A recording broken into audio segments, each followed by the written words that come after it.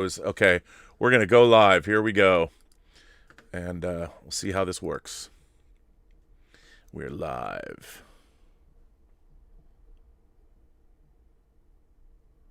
Well, apparently that's not working.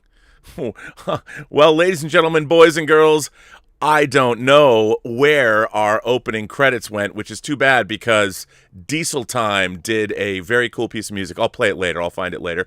Welcome to Fully Articulated. I am your pharaoh of what? Physical media, Robert Meyer Burnett. But today we're here to talk about hot toys, action figures, arrested man children, whatever you want to talk about. And we have I've got two very special guests. One is my co-host, as HeelVsBabyface himself. How are you, sir? I'm very good. Well, I say very good. It's been a weird day. Let's just say I'm really happy for this stream right now.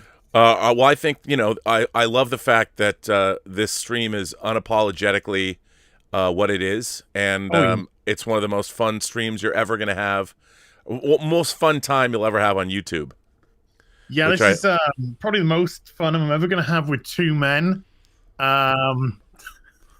Without it getting biblical. Wow. And speaking of two men, our very special guest, the host of my absolute favorite action figure channel on YouTube. That would be Justin Kane from JustinsCollection, the man who shoots his figures the best, the man who has the best accent, the man who is the most welcoming, the man who actually owns his own house and is married, which means he's a normal, everyday person, yet he still has an action figure obsession that runs deeper than the Grand Canyon. Justin, welcome. Welcome to Fully Articulated. How are you, sir? That intro, wow. You'll be surprised how many comments I do get about that. They're like, oh, one day you'll get a wife. I'm like, oh, okay, I'll let my wife know.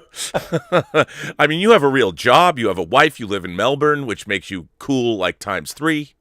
Oh, excellent. Well, I can echo the sentiment as it's been a weird week for me, actually, and I've been looking forward to this stream. So it's going to be a good, wholesome figure chat, hopefully. It is going to be a good, wholesome figure chat. Let me start it out. When do we get a Cara Dune Hot Toys? Oh, wait, sorry. Oh. Hang on a second. Never mind. I was just kidding. What we really... I don't think it's the end, though. I think that now that they've cut her loose, that means that it's even more likely that a third-party company will go and make her. Yes. I think. Because if she's, fully employed, they're like, ooh, Hot Toys could do it at any moment. But, now it's like, I don't think they're going to do that. So... fingers crossed. That's either So-So or Toy Zero. Those are my picks to make a Cara Dune. Yeah, I'm hoping. Well, to stay away from that topic now that we've got it out of the way, I figured we'd get it out of the way at first. What I wanted to do was Az and I have been doing these. I can't believe this is the 5th time I've hosted it on my channel. We've done it 6 on yours, Az. No, I think are we both 6-6 now? So, wow. Well, if you will allow me, I would like to play my new opening. If I could play it quickly, because Diesel Time did, one of our viewers who also made a film in the Imagination Connoisseurs Film Festival sent me this, and I just wanted to play it. I'm using the Robservations tag that was done by someone else, but it's our new, very techno, whacked out theme, and it makes me think of toys. So here we go. Robservations with Robert Meyer Burnett.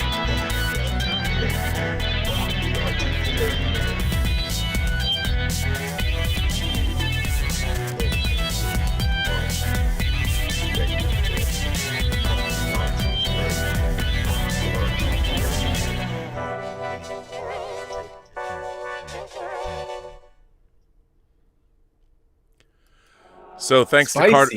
Yeah, right. I know. So thanks to Carter James and Diesel Time for, what I think is amazing about the YouTube community is there's so much creativity out there, and when people make things and send it my way, I'm like, I will use that.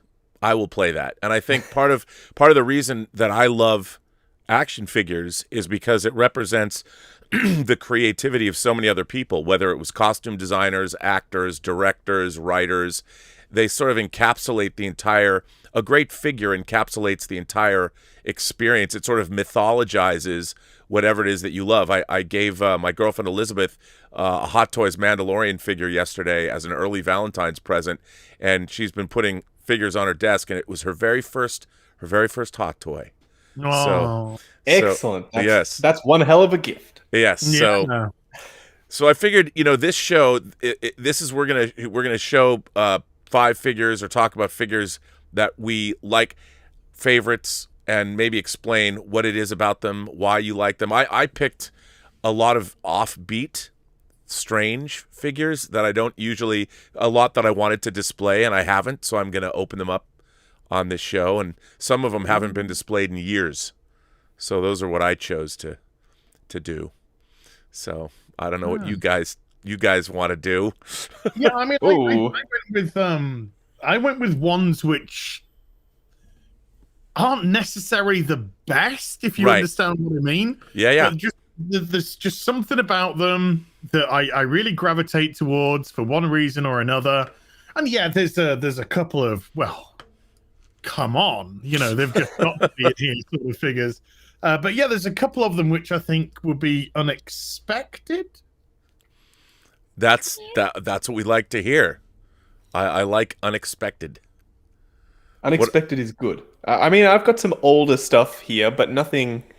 I've got one older figure, I should say, and some newer stuff, and then one random one. I also have a weird one. I love that. I think that's. But now, what about you? I'll challenge your weirdness. What about you guys? I mean, philosophically, what do Justin? You have an amazing display. You've got a lot of figures, but what do they mean to you? Like when someone asks you your philosophy behind collecting action figures, what would you tell them? I mean, I guess I'm blessed with the fact that I like almost everything. So I'll only collect. If anyone asks me, why do you have everything? I'll say, well, I kind of like everything. There's nothing here that I've purchased, because I wouldn't have purchased it if I didn't like the source material in one way or another, whether it's entertaining, it means something to me. So something like, it's a running joke on my channel, something like the Pennywise. I've said so many times that I won't be reviewing it. And people keep asking me, hey, when's that coming? Because I don't like horror. And it's the one thing that I won't be picking up. Yeah, I know. People have said, like, Justin, you need to watch it. It's really good. You'll like the figure afterwards. And I'm like, no. So yeah, I only collect what I love most of the time. And it started back when I was younger, and still to this day, like you were saying, it encapsulates the whole, from the conceptual to the costume design. And I've always been obsessed with costume design, which is why I've been doing the one-to-one costume stuff. Yeah, you're a cosplayer, right? I wouldn't say officially, but I mean, I haven't been able to wear a costume to a con for like 2 years now, of course, as we all haven't. But yeah, I love collecting costumes, but this was kind of our only way to get a closer look at some figures. Say the Batman Begins suit. Oh, right. It was in shadow. We didn't get to see it. I was like, I wonder what it looks like in person, like the physical object, and being able to own it. To me, that was just insane. So that's kind of what kickstarted the whole thing, for me at least. Now that's the Infinity War Iron Man figure. I mean, the Endgame figure, right? This is the 85. It is? Okay. So I guess I'll talk about, this is one of my top 5. Previously, it was the Mark 50. That was, whenever anyone would ask me, I would just say that is my favorite figure. They would say, what is your favorite figure in the collection? And I would say it's the Mark 50. The Mark 50, which film was that from? Infinity War. Infinity War 50, yeah. It's a 50. Yeah. But now, because of this classic color scheme and some of the more nuanced engineering with these teeny tiny little flaps that pretty much perfectly cover up any gap that you would find, aside from a teeny tiny one down here at the thigh, this has now become my favorite Iron Man in the collection. And let's be honest, there's something about an Iron Man suit that you just can't deny. There has to be an Iron Man in a top 5, I think. And this is mine. It's super sleek. The accessories are great. I've grown to like the head sculpt. I didn't at first. But I've grown to like it. I think the battle damage one, though, will be even better, I hope. Right. Yeah, it's God, that one, it's just like I've got an 85 on pre-order, and Yep. of course there's the battle damage version as well. And I've got to have them both, really, haven't you? You've got, I think you do. It looks so good in person. I didn't really interview, but I asked Howard Chan, the CEO of Hot Toys, a few questions at the ACGHK. I call it Hong Kong Comic Con, which is a mouthful.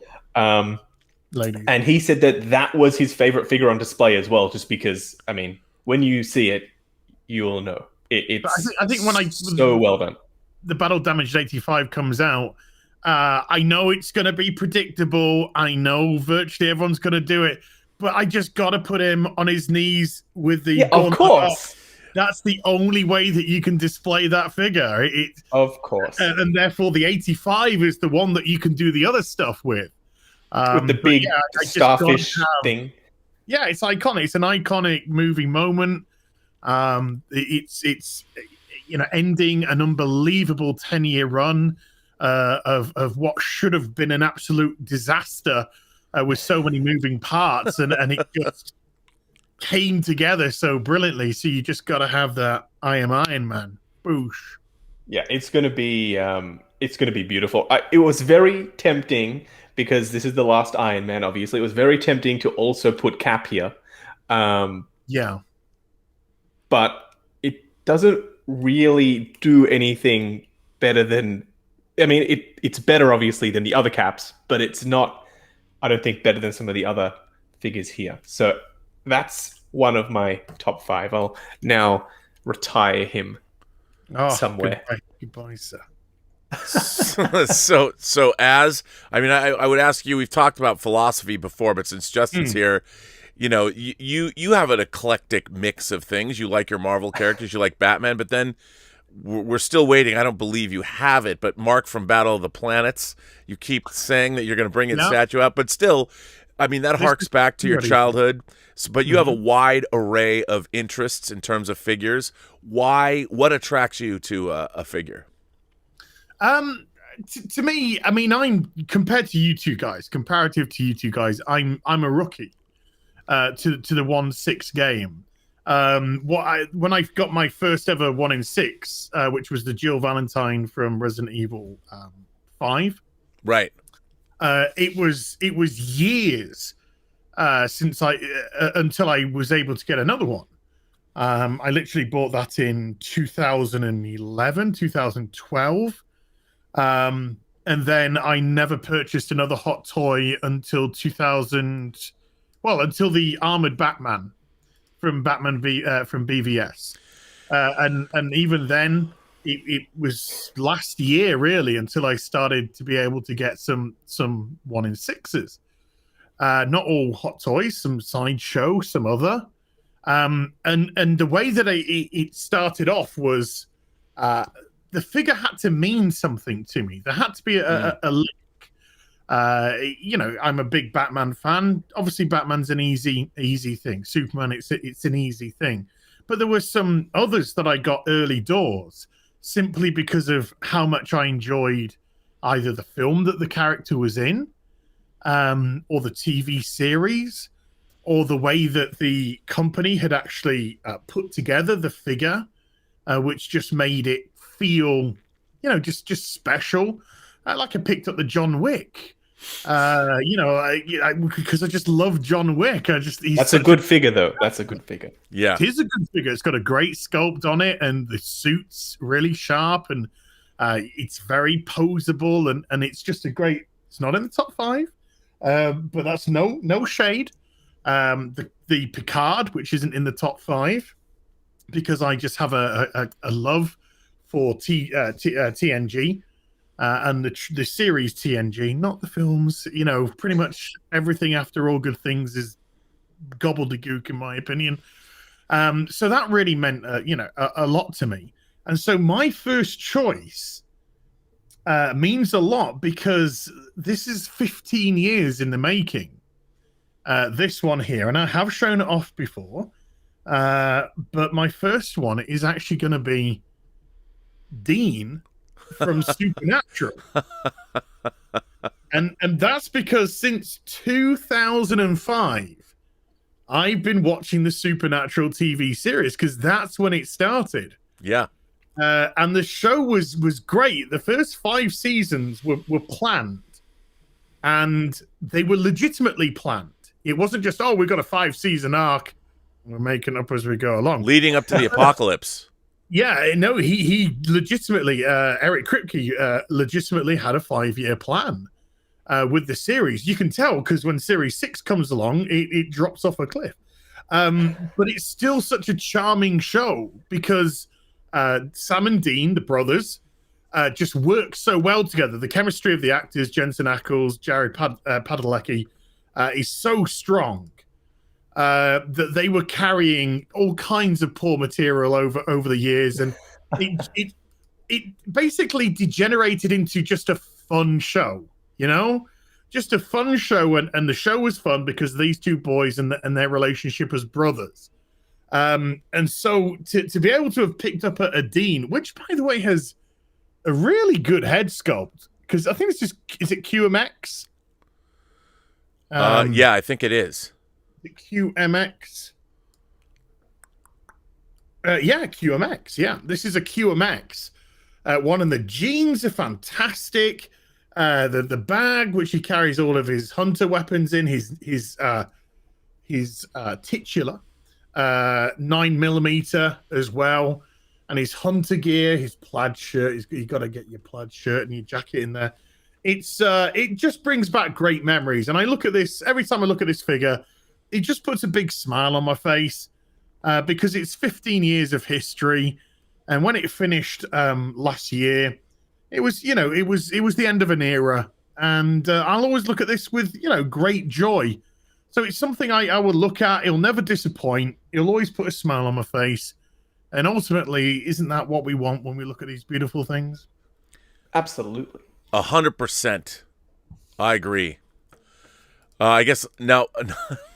Now my first, it's your turn, Rob. My first figure is I bought it because I couldn't believe it exists, and it was officially licensed.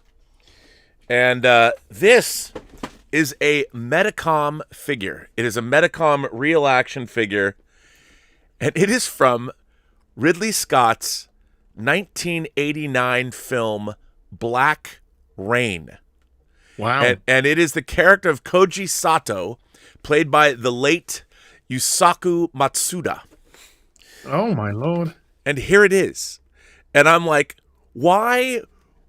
This is just so... You don't make a Michael Douglas figure or an Andy Garcia figure. And I understand it's Metacom. It's a real action hero figure. And I understand that this actor, this Japanese actor, he was a great actor and he went before his time. But... And I don't usually get, I don't buy a lot of these real action figure heroes.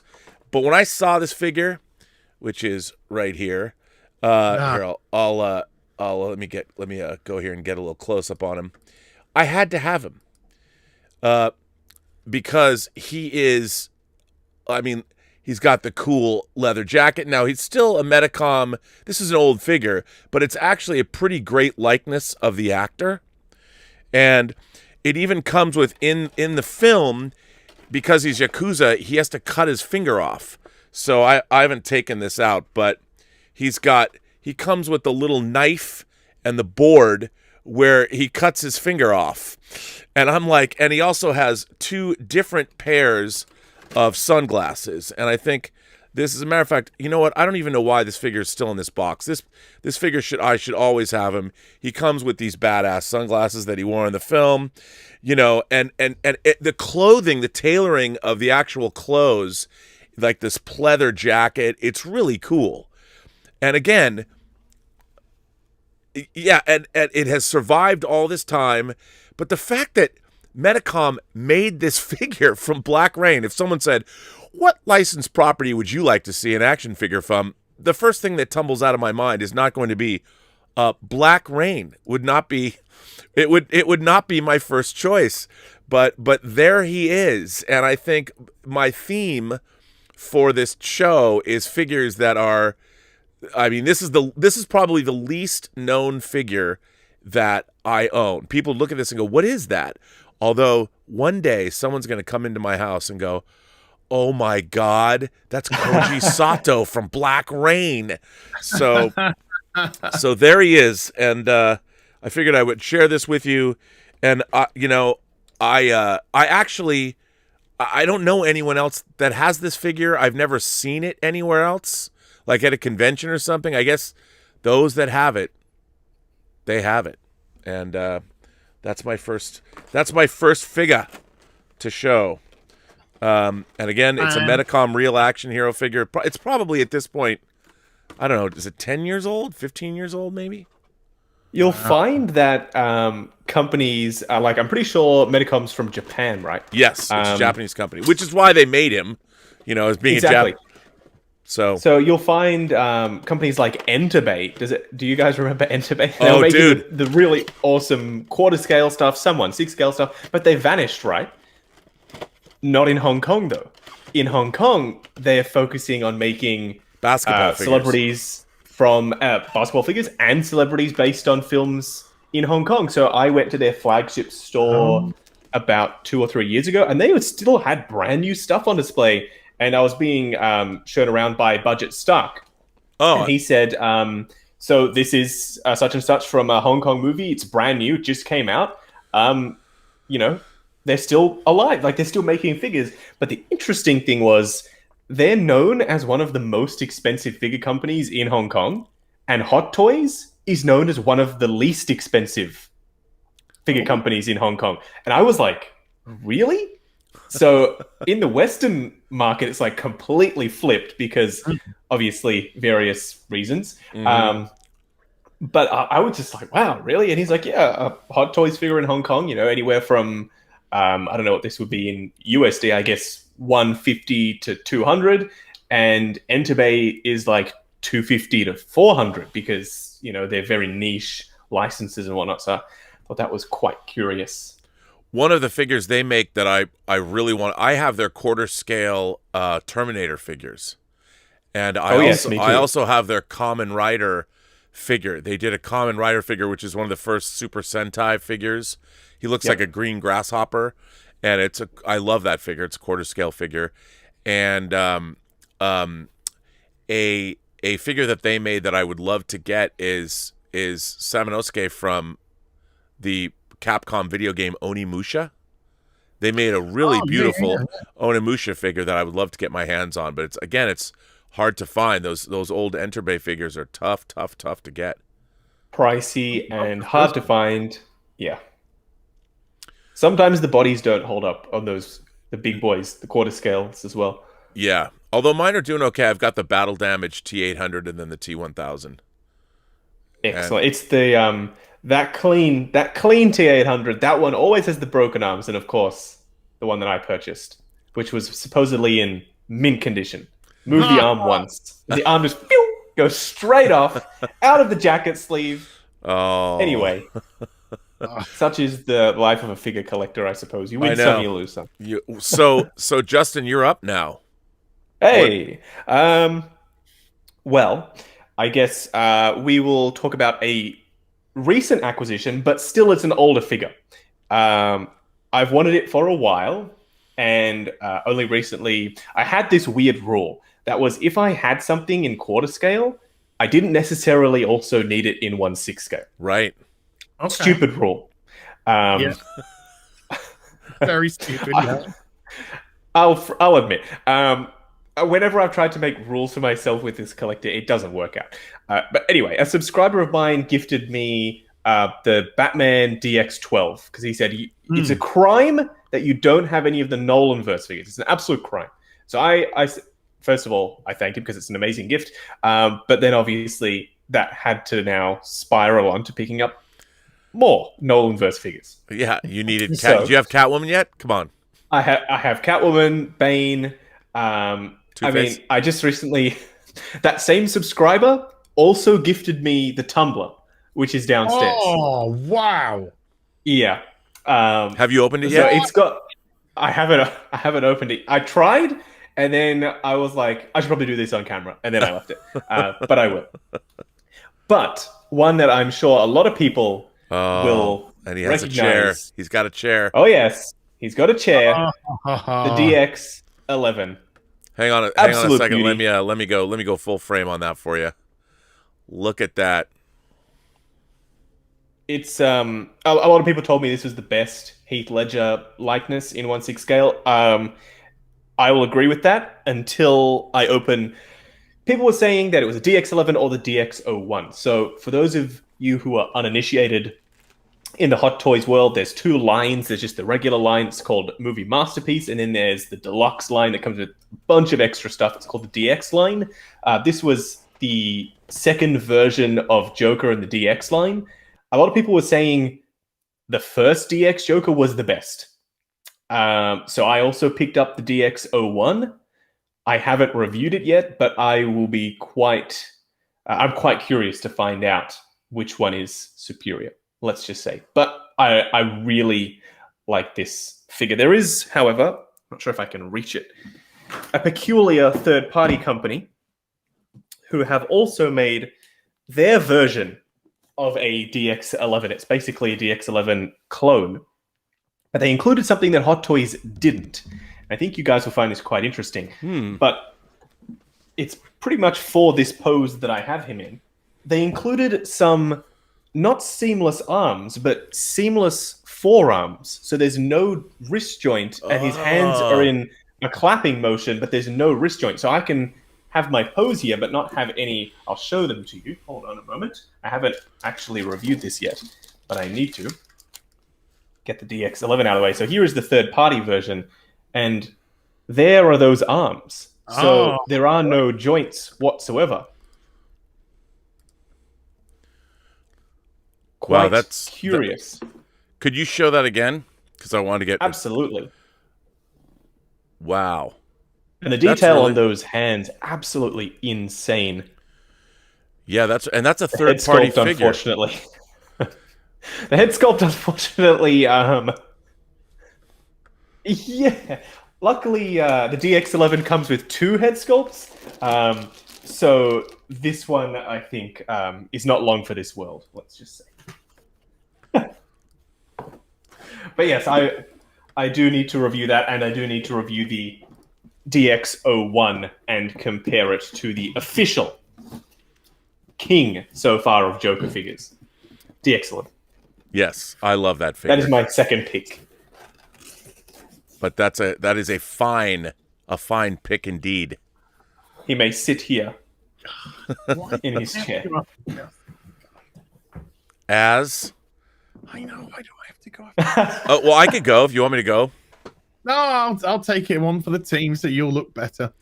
I don't know if I'm going to look better on this next one. People. Well, the next one, I don't care what you guys think, because this next one is a recent acquisition which I've not shown off before. And the reason why I just adore this figure is, number one, I think the head sculpt is insane. I think it's so good, particularly when the light hits it. It just, to me, looks just spot on to the character, to the actress, because this is a female. And secondly, the body sculpt. This body sculpt is incredible. This is a legitimate female body sculpt.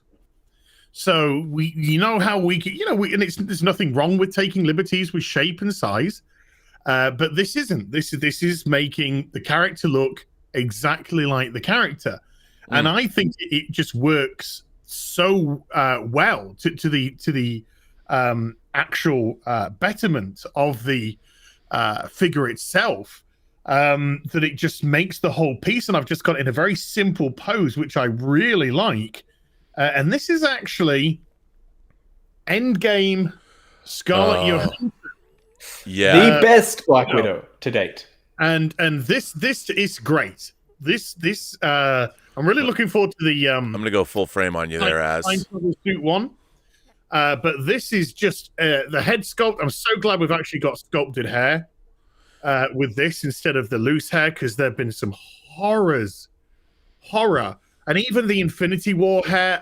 It just looks like a Barbie doll. Yeah. And it's such a shame that you couldn't get it in a sculpted fashion. But everything here, of course, head, hard plastic, hands, hard plastic.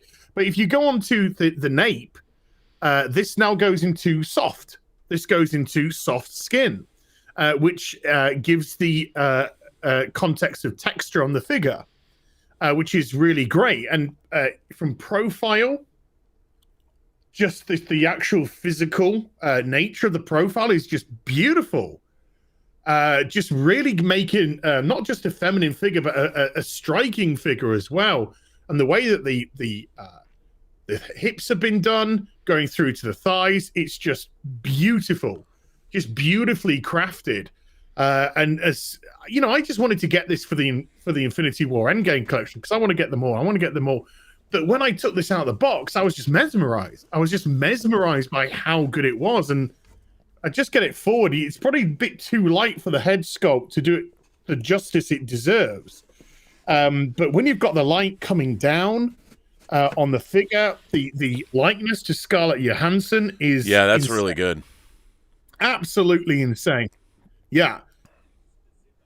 People were mad at me for complimenting them for making the zip not be able to move. But I think that is exceptionally well done because there are so many Black Widows that I see pictures of that have the zipper all the way down to her belly button. And I'm like, when did she ever look like that in the film? Never. No, this is the way it should be. And besides, if you have the zipper, you're just going to mess up the flexibility of the costume as well, which you don't want to do. It's a hugging, it's a tight fitting hugging costume because of the nature of her work. I can't wait for the white suit one, the prototype that we've seen. That looks fantastic as well. Yeah. And that's from the new Black Widow film? Yes. Sculpted hair, sculpted long hair, my favorite. Can't wait.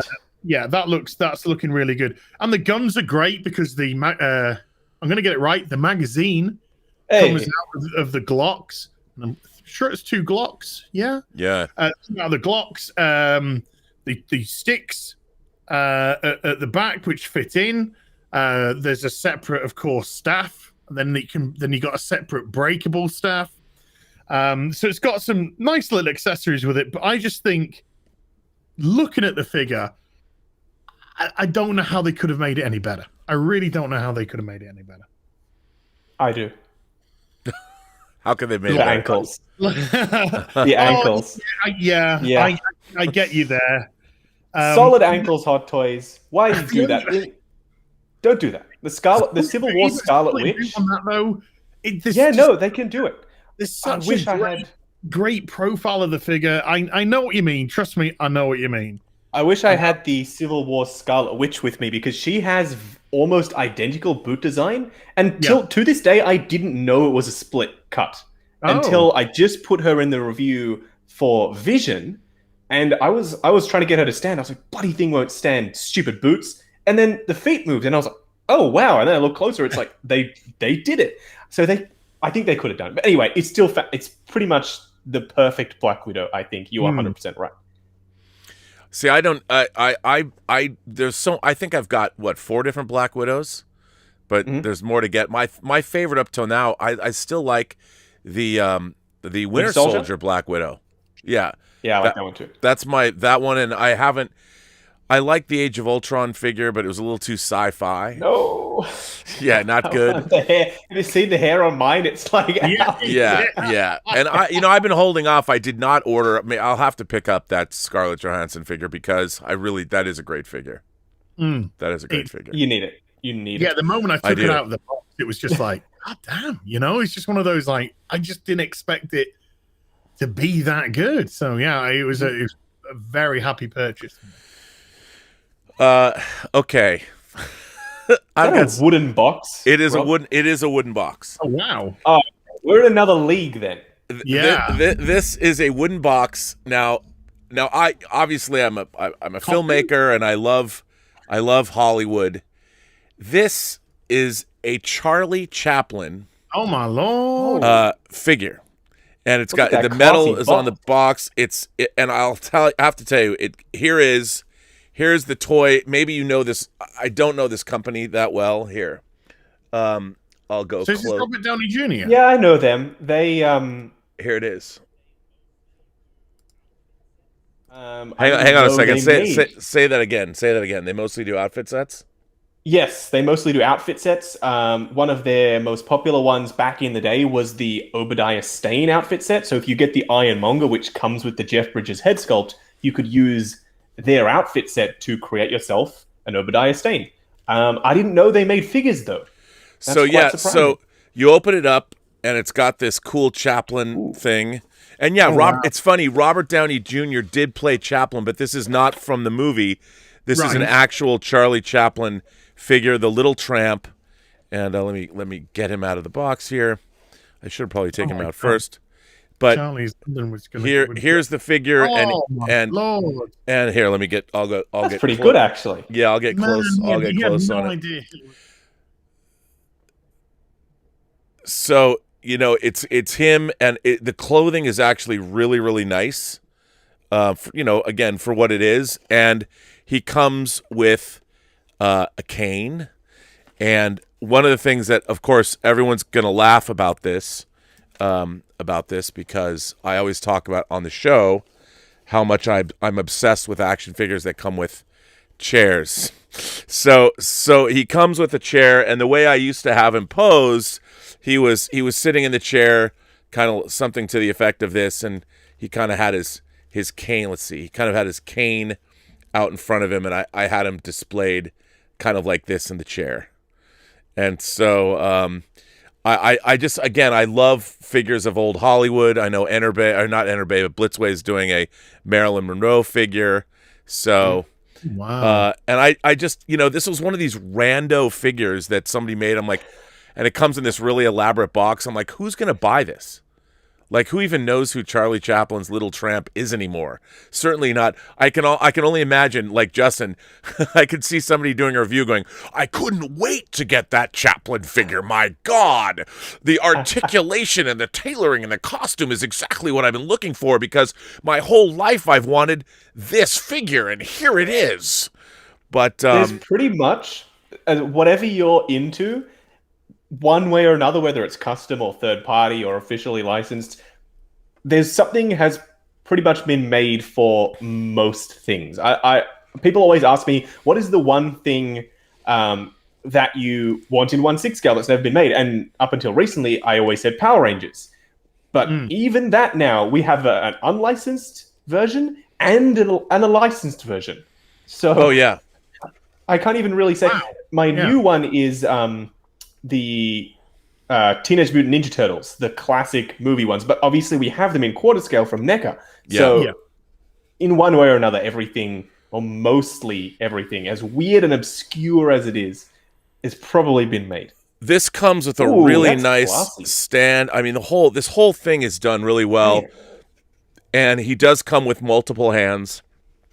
And Justin, I get my Nanahana Shurya, my Noriko, and my Beat Takeshi from Battle Royale, I'm not going to be a happy person. Yeah, I mean, I would love to I wanted to get somebody to do, like, people have done the bride from Kill Bill, but I would love to get Gogo Yubari, the Star Race one. Yeah, it's not the greatest, unfortunately.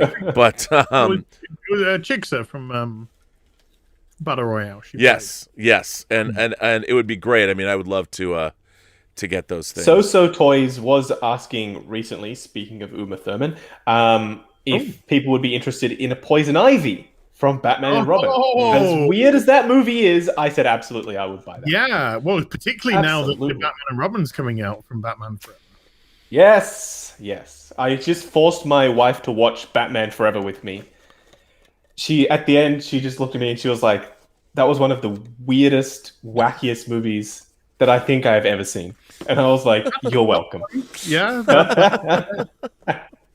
It's tonally all over the place. But yeah, Yeah, it is tonally all over the place. I was like, without these wacky sound effects and some of the over-top music, I think it could have been something else. But anyway, alas. It is what it is. Yeah, the baseball scene in the Batcave. Yes.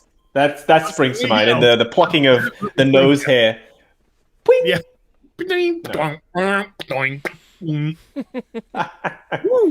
Okay.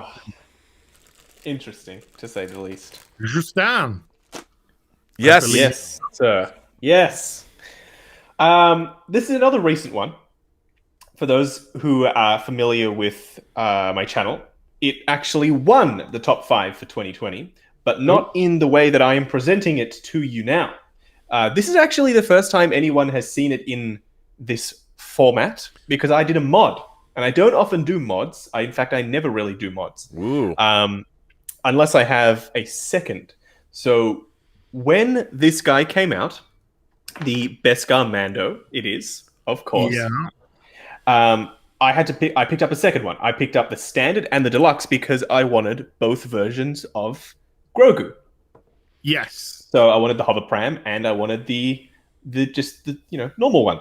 So I had this spare Beskar Mando, and in my review, I criticized the fact that the suit was grey. Where in the show, it's especially apparent in season 2, when we've got a lot of outdoor shots, sunlight, it's brown. It's supposed to be brown. I found out when I was dismantling this guy to install a custom armor set that I was sent, a fully chromed armor set, that the underside of this fabric is brown. So this suit is actually a brown suit. Hot Toys, just before, I don't know when they did it, but just before they assembled it, I assume, actually sprayed the entire suit with grey fabric paint, and it has this chalky feel about it, like it's been painted, and you can see overspray on certain sections when you take it apart. So they consciously sprayed it grey for whatever reason, but I simply washed it in some isopropyl alcohol and removed all of the grey fabric paint, which actually made the suit softer. Like, it's removed all that chalky feeling, and now, I don't know if it's coming across on camera, if you put the original and this one side by side, it is now brown. So yes, this custom season 2 version of Beskar Mando that is 99.9% Hot Toys is in my top 5 list. I don't know what it is about this Mandalorian helmet, whether it was Boba Fett or whether it's now Din. I'm obsessed with Mandalorians. I always have been. Favorite Star Wars character for no good reason has always been Boba Fett. He didn't do anything, really. He had no reason to be. Jango Fett, the same thing. No reason to be, but when I was young, I was like, you know what? They're my jam. And they still are. I have a Boba Fett shrine. I'm going to have a Mando shrine. They're the top shelf of my Star Wars cabinet is Mando in the center. There's something about this T-visor that just speaks to me. And honestly, even with the grey suit, you can't really complain about either version of Mando, this one or the Durasteel, the original, the ragtag version. They're both stunning figures. They've got pretty good articulation. The fat suit is there, but it's not terrible. The accessories, especially on this one, are fantastic. And our little friend here is stunning as well. I've also got the OG Mando. I've put that Baby Yoda with the OG one. Exactly. And then I've got the Beskar Mando with the pram. And you'll notice that the pram's little hunk of sand fits perfectly around the spikes that come on the base for the original Mando. So I think that was always meant to go with that original Mando, sneaky devils. See, I canceled my original Mando order. I you know what? I canceled them, and then I ordered 2 Mandos. I ordered the regular and the deluxe because I was going to give the regular to Elizabeth. I was always going to give her that because we watch the Mando together, and she's taken a liking to my figures. She pilfers a few. I've given her a few, but she's never had her own hot toy figure. So I got her that figure. And did not get the original Mando, and now, of course, I should have just bought another one. Oh well, what are you going to do? He's a pricey boy now. It's so weird to me because for the longest time it was, in stock, available. Yeah. The price was pretty cheap. Even in Hong Kong, the price was pretty cheap, and all of a sudden it's like, oh, it's sold out. Okay, we're going to charge you double. But I guess that's just the way of things. The same thing with the Remnant Trooper. You could get them everywhere here, even in store. You could walk into a store and pick up a Remnant Trooper, and it would cost you less than retail. They were discounting them. Now you can't get one. They're so expensive. I've got my Remnant Trooper there. I ordered one from Zavi. They lost it in the post. Zavi, no. Yeah, they lost it in the post, and so just refunded me. I work with Zavi sometimes. And Zavi. I got one for my brother for Christmas. But my brother and I have not met up yet since Christmas, and we've said we're not going to exchange presents until we're able to meet up. And so I have this boxed, brand new Remnant Trooper downstairs that's teasing me. You need 2 up here. You need 2 up here.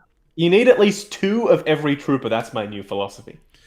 Well, you know, I have 3 Hot Toys Stormtroopers. I have their original Sand 2 is good. 3 is better. Yeah, 3 is. I have the Sand Trooper. I have the Sand Trooper release. Well, I think that was their first Stormtrooper they did with the shoulder, the orange shoulder pad. Which That's a beautiful figure. Yeah, that I've got that figure, and I've got a regular Stormtrooper, and then the Stormtrooper that came with the backdrop. By the way, my brother's just a Stormtrooper freak. That's why he just loves. That's why he gets Stormtrooper stuff all the time. I don't blame him. Stormtroopers can never go wrong. They're especially, you can't go wrong. Especially there's just the clean, basic white ones. I love my Sand Troopers and my Jump Troopers and my Shock Troopers as well. But just a clean white Stormtrooper. Dang. Well, I said to him, hey, Mark, they're going to do these ones. And I showed him like the crisp, clear Stormtrooper. And I was like, I can get you one of these. And he just went, no. I want that disheveled one that you sent me. God damn it.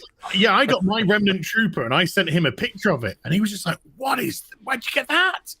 And I said, this is the new hot toy. And he's like, wow. And then I just kind of went, would you like one for Christmas? And he was just like, subtle hint. Yeah. And he was like, yeah. And then I guess I'll take it. For the regular ones, and one was at a reasonable-ish price. I was like, I can pick him up a nice crisp one if he wants one of those. So I said, hey, what about if I got you this? And he went, no, I want that disheveled. He said, I really like that disheveled look. Because it looks like he's seen some action, which means it's a cooler figure. You know that figure was out doing some battle, which is always good.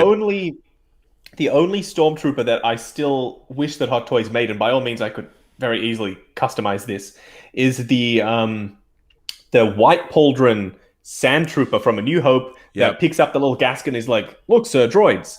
I wish they showed it and then they never made it. You could easily just get an orange Pauldron Stormtrooper and switch it out with a white Pauldron. It's totally doable. Yeah. And I probably will do that now that I've just said that. But I wish they made it and it came with the little gasket and you could have posed him holding it up, talking to the other Sand Trooper. That would have been awesome. Yeah, you just home like that. Yeah. Look, sir, droids. Yes. Well, the thing about the Imperial forces is obviously, and Hot Toys has finally figured this out, that they're endlessly, people need more than one. Yeah. They need 5. Eventually, they need more than one. Yes, and when they first come out, no. Yeah, you look at one, and then but now they're releasing, what is it? The Shore Trooper, the regular Shore Trooper, and the Captain. Yes, you know, and everybody, you got to get all of them. You just got to have them all, and because why not? Why not build a whole army? Did Hot Toys? I know Sideshow made one, but Hot Toys didn't make a rebel trooper from the beginning of A New Hope, did they? The only company that has officially done that is Sideshow. Yeah. I'm hoping to convince some third-party companies to start looking at some obscure Star Wars characters, because I speak to a few of them. The number one that I speak to, that I actually help pick the names for the third-party figures, which is always interesting and fun, is So Toys. Yeah. So I hope that I can get, because as we've spoken about last time, Hong Kong isn't really a haven for Star Wars. So most of those companies are in Hong Kong. I'm hoping to convince them that it's a good idea. By the way, I gotta call you out here, because I thought it was pretty genius when you told me you named their third-party Rorschach figure from Watchmen that just went up for order. Of course, I pre-ordered that. And what did you call? So for people that might be watching this, third-party companies are companies that put out unlicensed versions of figures. Because what's that? Can I guess? Can you guess? Yeah, guess. So what these third-party, they put out figures that aren't available commercially from officially licensed companies. So these third-party figures like So Toys will release them, and they're getting better and better and better. And so Hot Toys only ever released the Comedian and Silk Spectre. They didn't do Dr. Manhattan. They didn't do Night Owl, and they didn't do Rorschach, which you'd think they'd do a Rorschach. So now So Toys is doing a Rorschach. And so Justin, you have to name it. It can't be the name of what it is. It can't be. They always come up with cheeky names for these figures. So take it away. What do you think Justin named the Rorschach figure? The obvious one would be Inkblot. It was going to be something like that before I said no. But in a way, that's kind of close, sort of. So what did you come up with, Justin? Well, it's always an interesting challenge, but I found out who the original maker of the Rorschach test was. His name was Herman Rorschach. So I said, let's call it Herman to honor the original inventor of the Rorschach test. So it is called Herman. Now, why I thought that was so brilliant, I didn't know this until you told me, but in the comic, there's always a sound effect of a grunt that he makes, and it's Herm. Like, Herm. Like, Herm. And I thought that's where you got the name Herman from, because it was the sound effect that was in the comic, and I thought that was so genius, and I was saying that to you, and you're like, no, that's not where I got it. And your explanation is even better. So that's there is they're making a comic version of a Green Goblin, and I said, how about you call it the Green Menace? So I'm pretty sure that's what they're going with. So that's good. That's good. I'll take We shall see how they go with that. Just because Spidey's a menace, so why can't Green Goblin be a menace? That devil. I have to say that their Jackie Earle Haley face sculpt for Herman for Rorschach is really good. Really good. It's really good, and you can have him displayed as Jackie Earle Haley with the end is nigh sign, which means, of course, you need to get two, because you have to have. I want to have the Jackie Earle Haley with the end is nigh sign and just move him around throughout my Robservatory around, so as different figures pass by him, they see him with the end is nigh sign, and then of course you have him as Rorschach as well.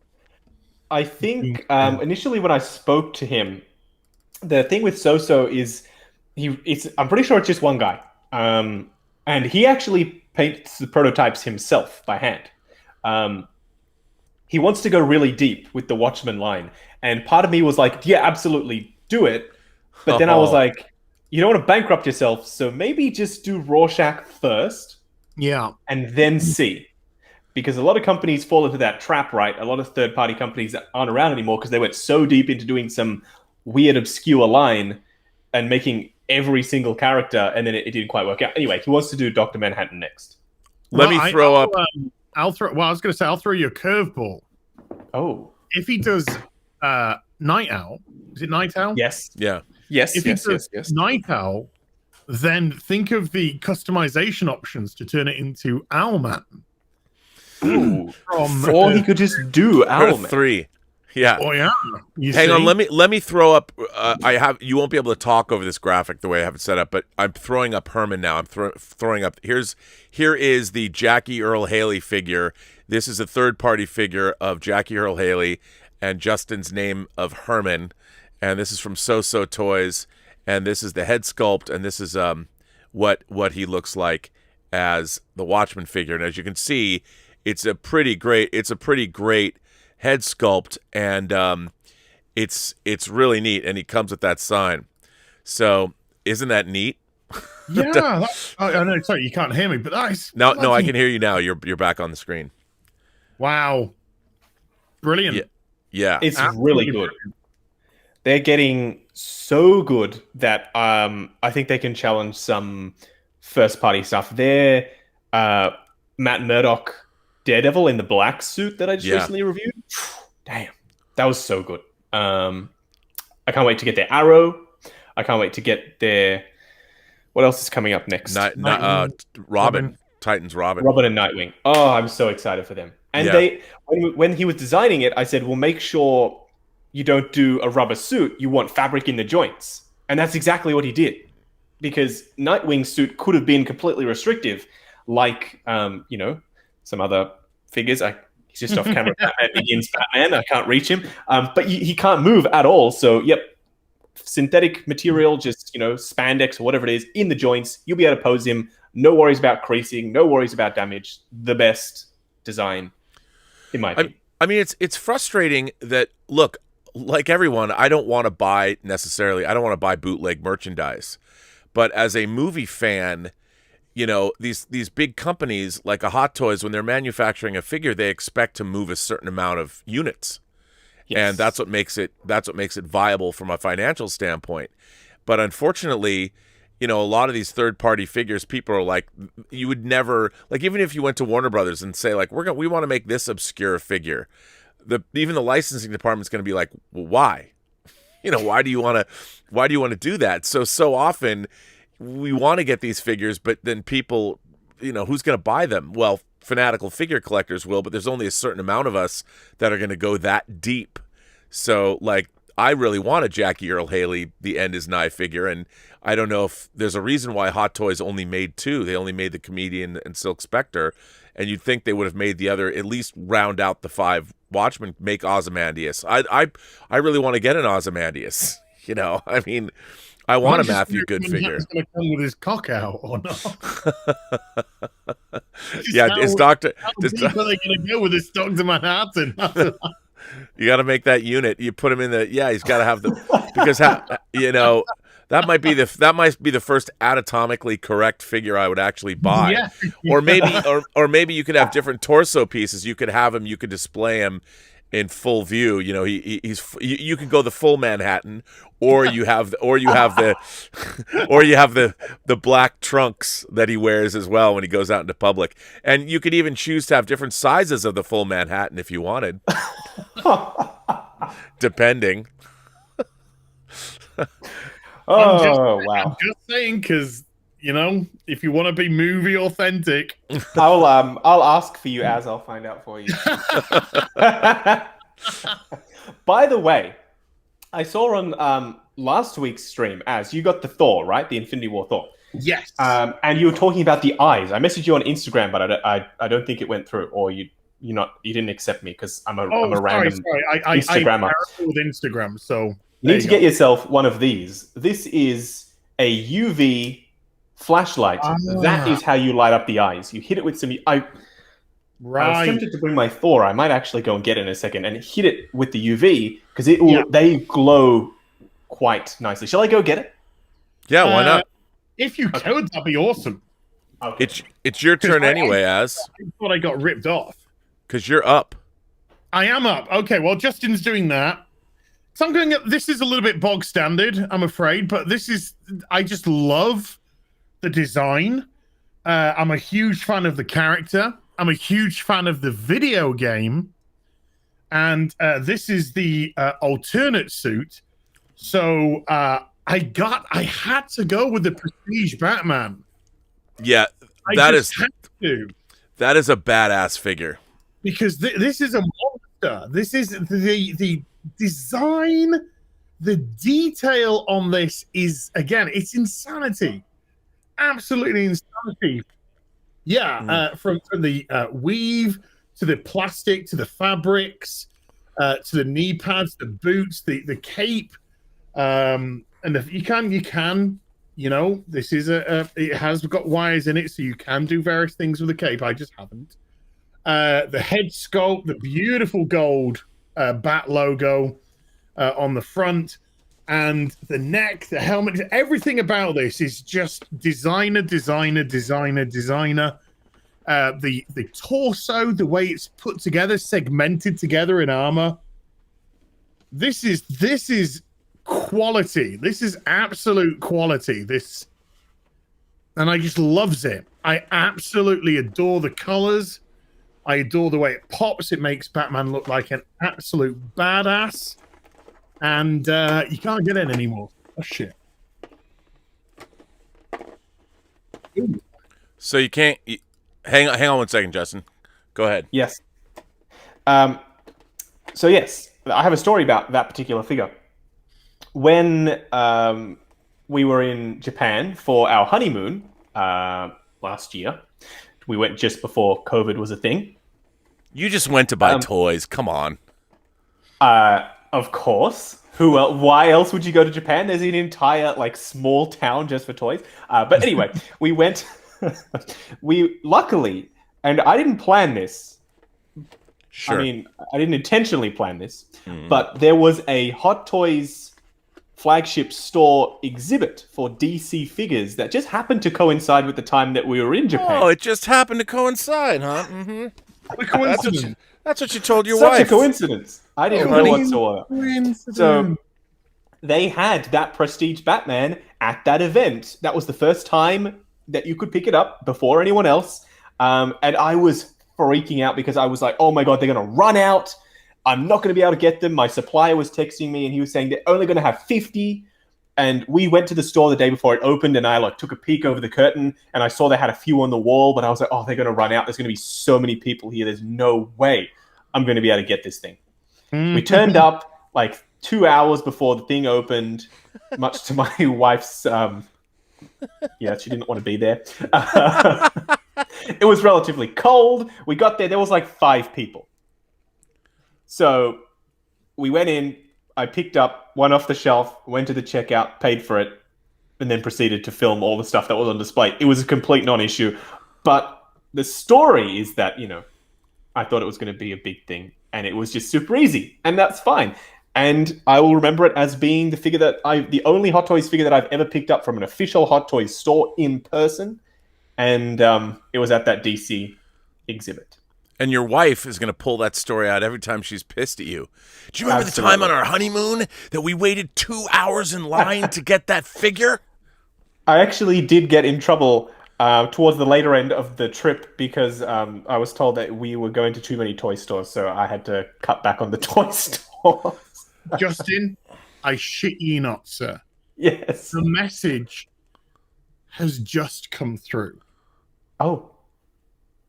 From 6 days ago, but it's just come through. Oh, you got it. It wasn't there. I just followed you because I don't know who's on Instagram. So I just followed you. And then when I followed you, then it came through. Do you want to see this eye thing? I don't know if it's going to show up on camera. Yes. Oh my God. Okay, it's on now. Wait, let me take the head off.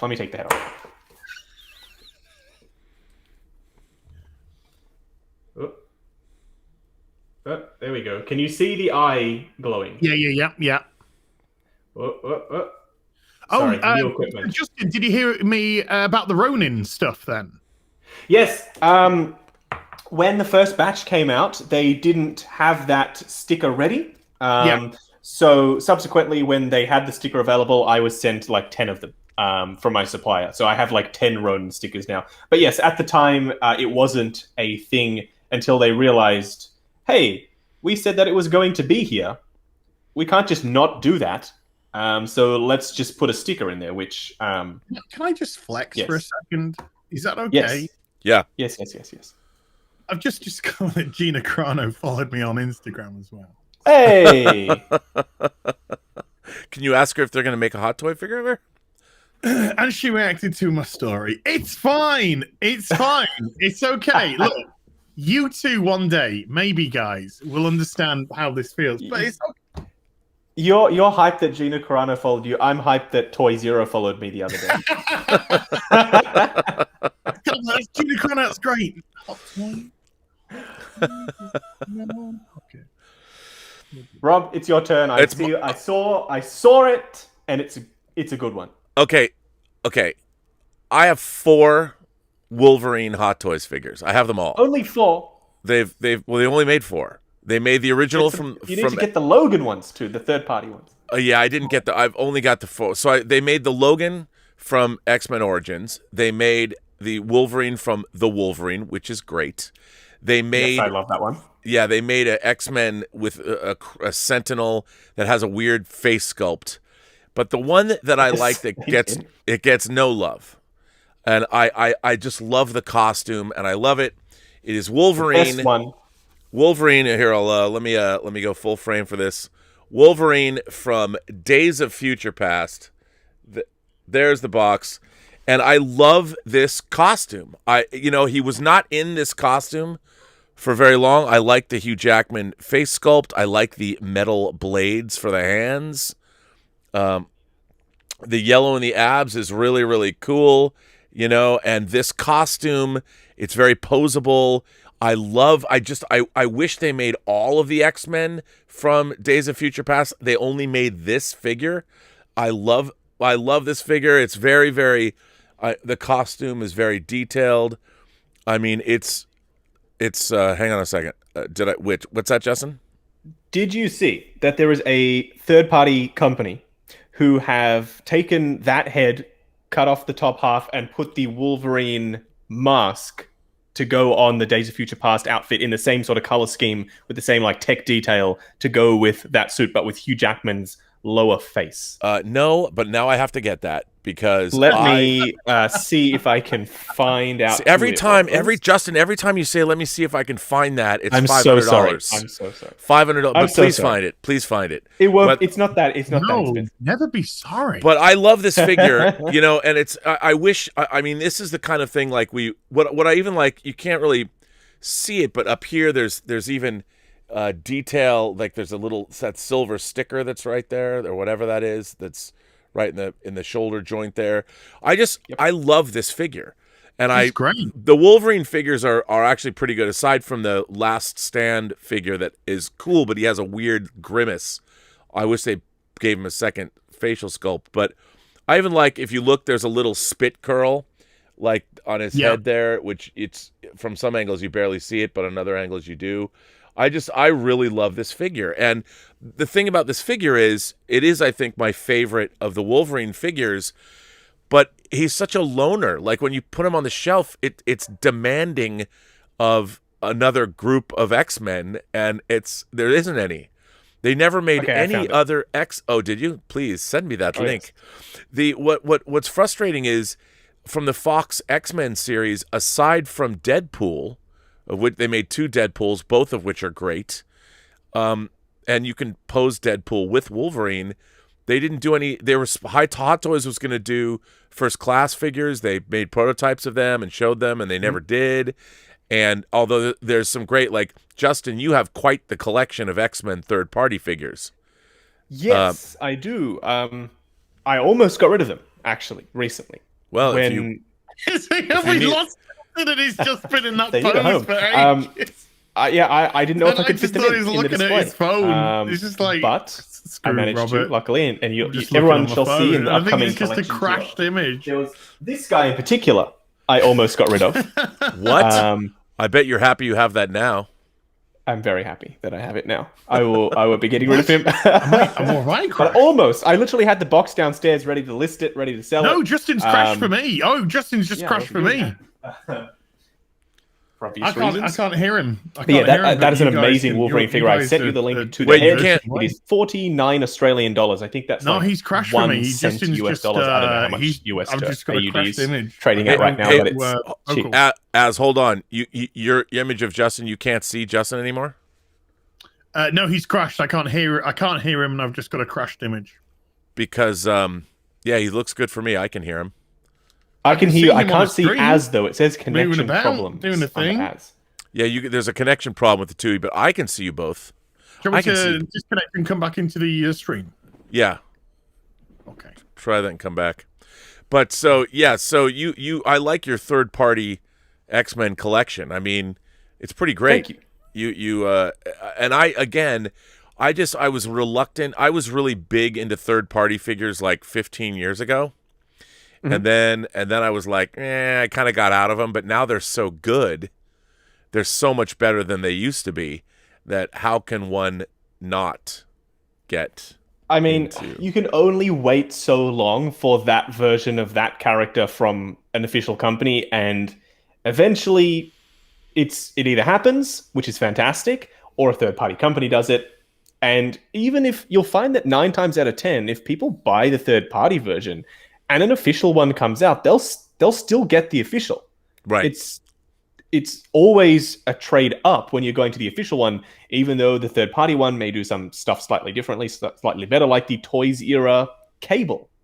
So I have the cable, the Josh Brolin cable from Toys Era, but I'm still absolutely getting the Hot Toys one because it's the official version. So it's by no means necessarily robbing especially when it comes to really weird, obscure characters that they otherwise wouldn't have made, but if they do decide to make, they'll probably still sell anyway. So I don't think it's necessarily all that evil of an enterprise. No, I mean, and again, I was always hoping that I'm sure that Disney put the kibosh on making other X-Men figures. I mean, they let them do Deadpool, they did Wolverine, but I really wish that now Hot Toys would go back, because I would like to get. I think they will. Yeah, the X-Men figures, but I think they will. I hope. Do you know do you have any? Are you saying that wink, wink? I don't know. I don't know. Okay, we'll see. Okay, you can't. You can't break. You can't give us any insight into. I can give you some inside info. I have been told, and you can take this with a grain of salt or not, but this person who's told me this is happening also told me the Dark Knight Batman reissue was happening, and he was correct. And he's told me about a week or two before every single release that's coming out. So he's got a pretty good track record. The Michael Keaton Batman and the Jack Nicholson Joker apparently are going to be remade in the slightly larger scale in line with the DX19 Batman. Wow. And I wouldn't be surprised if they did the suit slightly differently for Keaton. May I bring out my next contender? Yes. Hey, but as you're doing that, I want to jump in and do a few super chats here. I got a few super chats. Oh, yes. One of them is, let me see. I was just looking at this. Bob Dylan. That's right. Hey, Bob Dylan. Bob Dylan. Isn't he the man that gave you something, because Elizabeth and I were like, did the real Bob Dylan give Justin his figures? He gave me the DX12, the Armory, and the Tumbler now. So incredibly generous. Huge thank you to Bob Dylan. And I'm glad he could join us on the stream. Well, Bob Dylan says, anybody else see the Hot Toys tease of the weathered, thick Boba? Yes, yesterday they released this photograph, the thick Boba, before Boba repaints his uniform. There is the tease photo that they put out, Hot Toys put out, of the thick Boba. So yes, Bob, thanks for, first of all, supporting the channel, and thank you for reminding me of that. Bob Dylan also says, I got the, I got the Inanimate Christian Bale Grammatron Cleric from Equilibrium. Ooh, I would love to get that figure. Oh. I love Equilibrium, and that is, how's that pronounced? Iminime? iMini-Me. So they're a company. iMini-Me. Oh, it's right. They're a third-party company that was that's made up, and I'm pretty sure they're still around. That's made up of various different artists from Hot Toys, Blitzway, Enabay, the official companies. This is their side gig. They're like limited run custom figures, but they're all hand painted, and they're quite high quality and very expensive. But yes, they are really good. Wow, I'm going to look that up. I did not know that. Yes, yes. So you'll find that people who work for official companies such as Hot Toys will often help third-party companies in their endeavors with certain things. Wow, this figure is unbelievable. This face sculpt is just wow. See, I did not know this company. Now, don't try chasing that one. That's going to be pricey.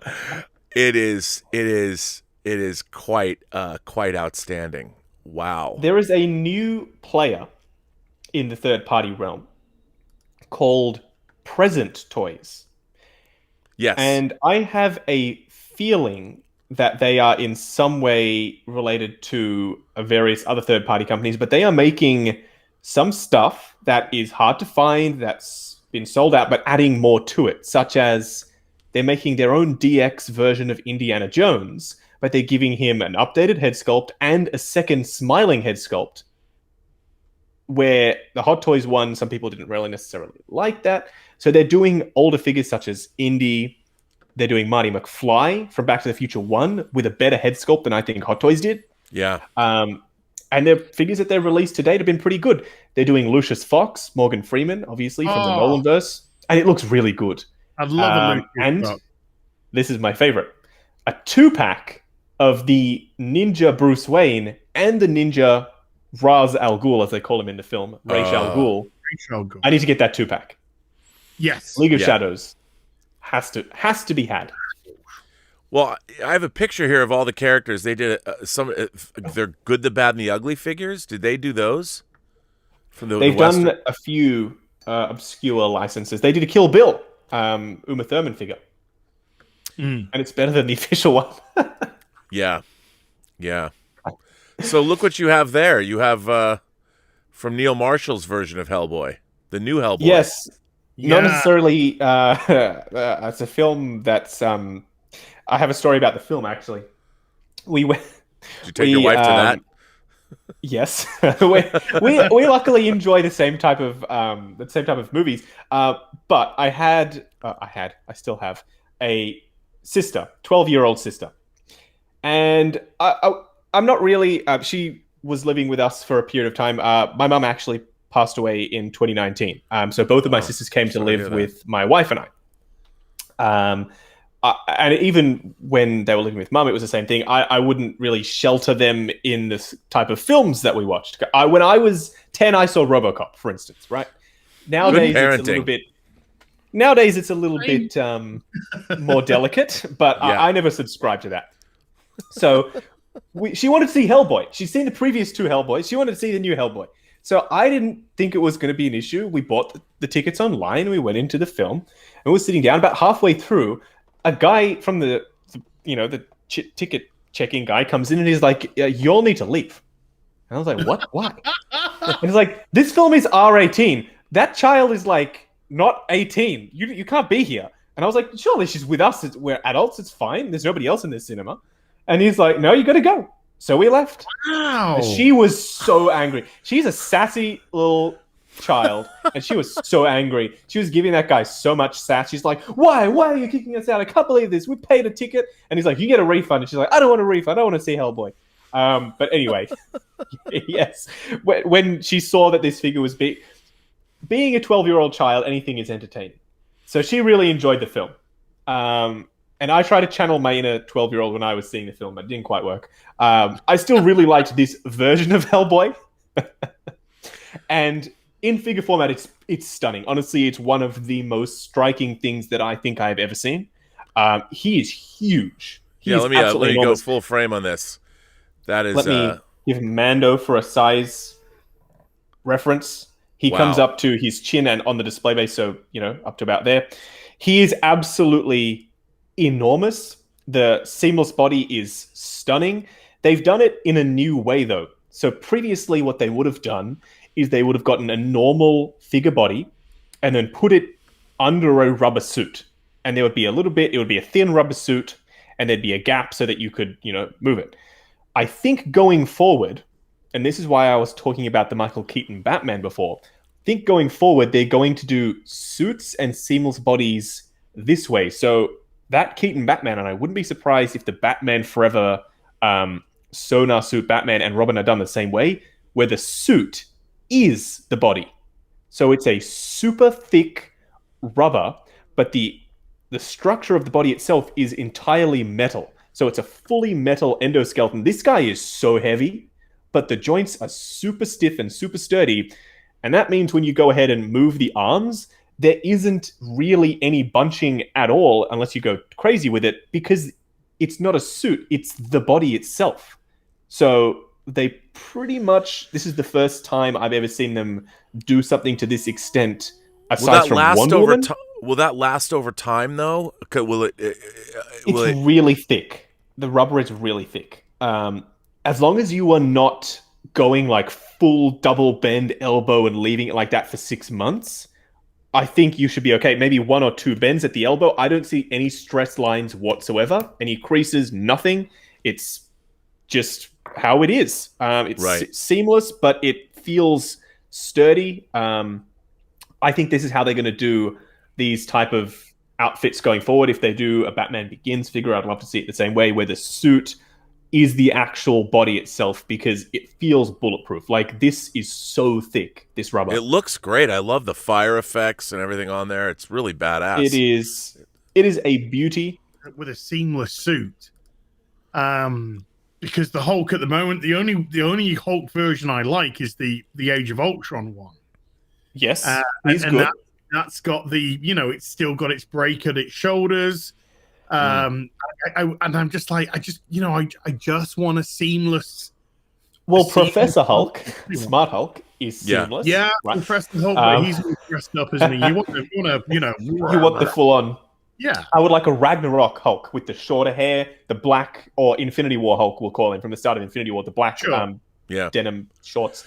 I would love to see them tackle that in the same way that they did this, or with Venom Pool, where it's the complete opposite. It's a super thin rubber, but there's a massive air gap between the outer suit and the inner body.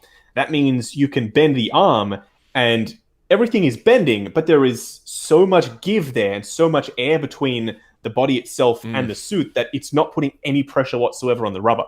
So they're getting really good with their engineering. They've always been top-notch, obviously, especially with the die-cast Iron Man stuff. But they are getting exceptionally good with the seamless stuff. I wouldn't be surprised if that new Wonder Woman that comes out is going to have more skin texture and detail on the body, but it feels sturdier and it be able to move more. The material that they're using when you bend the arm, it has the same type of creases as you, like if you bend your own arm and you look, the creases are like the same. It creases in the same way as human skin, which is weird, but it's really good. Right. No, I mean, I love it. I'd love to see more of that too. The Shuri was like that. Yeah, I like that Shuri figure. It's great. I slept on the figures that there are 4 Hot Toys figures. Don't sleep on them. I know I don't, but that I really want to get the armored Batman from Batman v Superman. I didn't get that. Which one? The battle damage one? Not the regular one. Not the battle damage one. The weird thing is about that, the battle damage one, they improved the articulation on the battle damage one versus the normal one, which is so odd. They never usually do that. It would have been a straight reissue, but they completely redid the articulation, so he can like get it crouched down and he can do some really awesome poses. They're both fantastic. But yeah, I didn't get that, and I didn't get the 3 Ragnarok figures. I want. I know. I want Gladiator Hela. Hulk. I want Hela, and I want. I don't need maybe Loki, but I want that Thor. I want Gladiator Hulk, and I want Hela. Road Thor. Yeah, that Thor is amazing, and He's perfect. Yeah, it's so great, and those are very pricey on the secondary market. All 4 of those figures are pricey, and very pricey. Like all Hot Toys figures, they are pricey when they go up. I mean, it's very funny. The Hot Toys figures either go nowhere or they become. And then again, I own Sucker Punch Hot Toys figures. So what does that say about me? I didn't get the Ragnarok figures, but I have the chicks. I've got Baby Doll from Sucker Punch. Good on me. Don't worry, dude. We've all been there. There are ones that even I'm like, why did I not get that? The Imperial disguised Jyn Erso from Rogue One. How do I not have that? I still don't know how I don't. How do you not have? How do you not have that? I honestly don't know. I need to get that. It is so good. I've seen it, and I could have purchased it. I don't know why I didn't. I was like, oh, who needs 2 Jyn Ersos? And then now I'm like, of course I need 2 Jyn Ersos. I'm like, what? Of course you need 2. What is wrong with me? I've seen your case. You know what? Next time. Next time you do when's your next collection video? The only thing I'm going to see with your next collection video is that you're missing the Imperial disguised Jyn Erso. I know. As great as your collection is, I'm going to be like, oh, Still no Imperial Jyn Erso. What's wrong with you? Hey, Justin, that's great. I was just wondering, though, do you have an Imperial disguised Jyn Erso? Because I couldn't see one. That's going to be the running thing now until I get myself an Imperial disguise Jyn Erso. That Hellboy's great, but it's no Imperial Jyn Erso. Hey, speaking of Star Wars, Shane O'Reilly sent in a super chat and says, why does it seem like Harrison Ford is such a difficult head sculpt? And it is. Hot Toys, I don't think, has ever nailed Harrison Ford. I think they have once, and that's the latest Stormtrooper disguise Harrison Ford, one with the smirk. I personally think that's a really strong Harrison Ford likeness. I love it.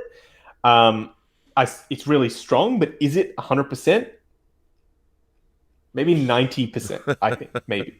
He's just he's a tough guy to do. The only company who I think did it, which is quite weird for me to say this because I don't really like their products most of the time. They do some good stuff. The Sideshow Temple of Doom, Indiana Jones, has, in my opinion, the best 1/6 scale Harrison Ford likeness that I have ever seen. Wow. So credit where credit is due. They did an amazing job with that. It is 100% spot on him. I've never seen better. There's the new Rick Deckard Blade Runner figure coming out that I pre-ordered. Old Harrison Ford is different. Well, they're doing young. No, this is young. This is from the original Blade Runner. The young one. The young one. Okay. I thought it was the 2099 version. Yeah. No, it's good. Yeah, that was. He's tough.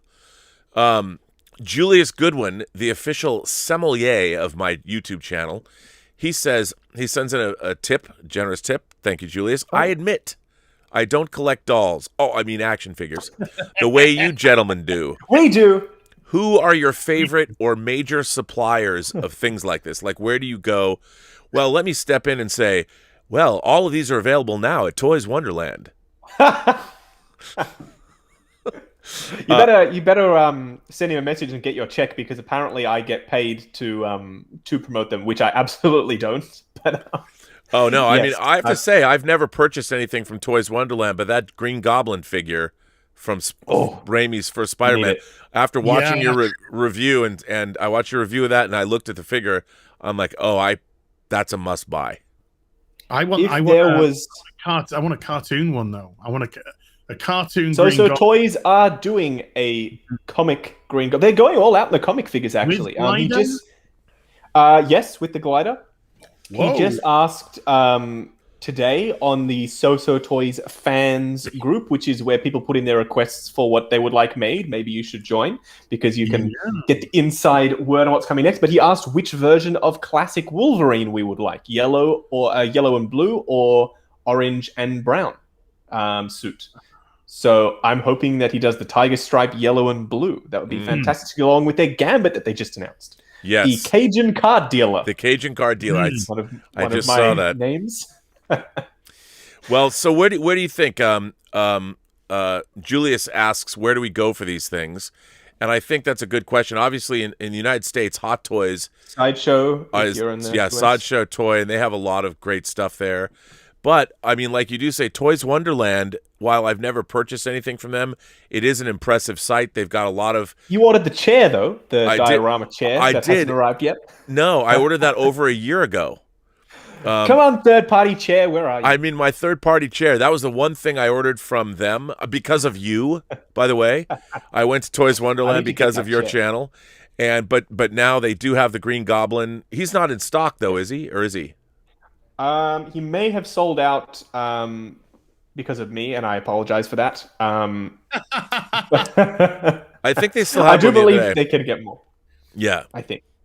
But so Toys Wonderland, and then also make another one. I do go to Big Bad Toy Store here in the United States, bigbadtoystore.com. They have it. So those are the places, and then I go to 1/6 Outfitters. So there's 1/6 Outfitters. Soon, there's what's that? Sorry, Rob, didn't mean to cut you off. Soon, you're not going to be able to get third-party figures from any US-based sellers anymore. I'm not sure if y'all saw, but there was a purge. Sideshow every now and then does this big old crackdown on third-party figures because and third-party sellers, but they can't really do much about that because, if you're buying the stuff, you're allowed to sell it because it's your own stuff to sell. They sent out an official communique, if you will, to all of the people who stock with them, which is every single US-based business who sells hot toys, because you're not allowed to otherwise. They said, you need to cease selling all third-party figures or you will lose the ability to distribute products from us, which is all hot toys, all premium format, all the stuff that they are channeled through Prime 1. You won't be able to sell any of that. So they're trying quite hard to kill the third-party unlicensed stuff, which kudos to them. They can try, but that's actually just going to push more people to the Hong Kong sellers. I don't know if they realize, because they're saying, oh, well, I want to pick up the Green Goblin. I can only do that from Toys Wonderland. Oh, while I'm here, I may as well pick up Hot Toys Mando. Oh, I may as well pick up Hot Toys Hellboy. That price is not that bad. It's like, it's doing the opposite of what you think it's going to do. It's like the Prohibition era, like the alcohol. It's like, they're going to find a way. They will find a way. I think that's actually, I don't like that. I mean, Sideshow, like 1/6 Outfitters sells everything. And not for long. Yeah, well, what about all my pre-orders, man? No, those all the stuff that's already been pre-ordered up until I think it was last week. That was when the deadline was. All the stuff that's already been pre-ordered is 100% coming. It's just new stuff. They will not be available. I'm pretty sure if you go on there now, you won't see the Sosa Toys Gambit that was just announced. No, it's still on 1/6 Outfitters. Oh, okay. Maybe the deadline isn't last week. Maybe it's next week. Because did you order that Heem doll, the Heem doll, the Heim doll? Oh my god! How can you not have that? I was like, click. Oh yes. Hello. It's gonna have a big old body as well. So they've got the body they use for Nightcrawler and Beast, which is huge. I reckon it's gonna be a big boy. Yeah. Don't tease me. Our first Idris Elba 1/6 scale figure. How could you not? Baby. And it looks fantastic too. I mean, Toys era are at their prime right now. I think that Green Goblin was just, honestly, I don't think anyone could do it better. Not even Hot Toys. I think that their Heimdall is going to be fantastic. Yeah, I would say so. Shall we see your fifth figure? Fourth figure? Fourth? Fifth? Are we on fifth? I think we're on fifth. 1, 2, 3, 4. Yeah, 5. You've done, yeah, but you started, so. Oh, yes. So there we go, 4. It is still 8 o'clock in the morning, so I'm sorry. I haven't had any no coffee for you. Coffee, any tea. Now this one goes hand in hand with the previous one. This is the one that gets Robert all wound up because he can't get it, and it's just I see it. Fucking love this. God, why? You had to put this. I don't know why. I love Deathstroke the Terminator. I don't know why I slept on this. By the way, just so you know, the Fiend is still available at Toys Wonderland, but this figure is so beautiful. Why did I sleep on this figure? I wanted this figure so bad. Yeah. Oh wait, hang on, Justin. Say that one more time. One more time. Say that again. Be careful with the tassels. That's what happened to mine. The wire came out. I removed the wire the other day entirely because it was useless. So I just untied it and removed the wire. It seems to be happening to a lot of people now. I don't know why. Yeah, it only happened last couple of weeks as well. Yep, it's recent for me as well. Would y'all buy a Titans version of Deathstroke? I think so. Are you kidding me? He's one of my favorite villains ever. Bring it on. Yeah, the Titans Deathstroke was a great character. I will. I love season 2 for the most part until the season finale. Then I'll pass it on to someone who are making some Titans figures. Ooh. I would love that. Excellent. I would love to see a Justice League Joe Manganiello. Oh yeah. Oh yeah, me too. It might happen. I think we're going to get I think after the Snyder Cut, we might just be getting a new. I don't think we are though. Joker. I don't think. It's going to be a weird licensing. Like they even said to make the cut, they had to do some weird licensing loopholes. It's not technically part of the DCU. It's not canon. So are they even allowed to make figures of it? Unless they call it like concept version or something, which they've done before, obviously. Yeah. I'd be curious to see. Look at the grenades on the belt. I mean, come on. A beauty. Look at that metallic blue. Yeah, and the deagle in the holster. Look at Rob's face. Oh, this is just. See, it was one of those figures that was just sitting there for a while. It was sitting at Sideshow for a long time, man. It was there. It was there. Are they that hard to find? Let me have a look. They're expensive. They're not easy. They're not easy. And if you can find one, they are pricey. In the US, maybe. Let's have a look down here. Shipping this bad boy is $728.75 Hong Kong cents. God, what? Okay, I have found one for you, Rob. 420 Australian dollars, which is probably starts with a 3 US, I reckon. Yeah. 324 US. I don't know if that's good for you or not. That's not bad. I just, rent, dude. Then shipping. Mortgage, whatever. Who needs rent when you have a Deathstroke 1/6 scale Arkham Origins Deathstroke? Send me that link. I'll send it to you. Don't worry. Brand new or unopened? Or it had plastic on it, so I think it's new. Let me confirm. Hold on. I'm reading the description as we speak. Okay, no. Figure is in great condition. Was displayed in glass cabinet only. Comes with all accessories and box.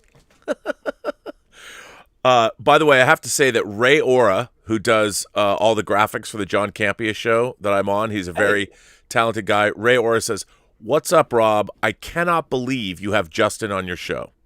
I've been watching his hot toy videos forever. Big fan. Anyway, my heart is set on awesome. My heart is set on buying my first hot toy, and it's going to be War Machine. Which version do you think is worth the money?" Great show, Rob.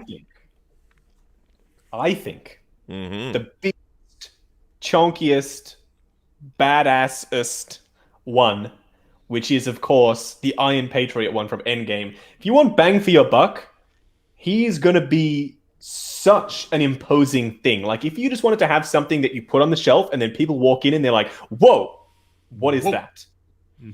That's him. I pre-ordered that. I pre-ordered it. He's beautiful.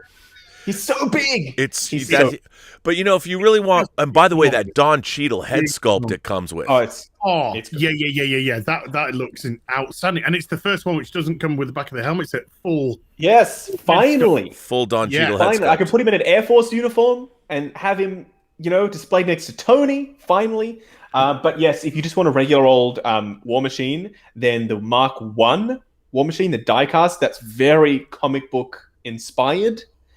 Beautiful, very expensive, but very nice. Or the Infinity War one, the Mark IV. Those are my top two.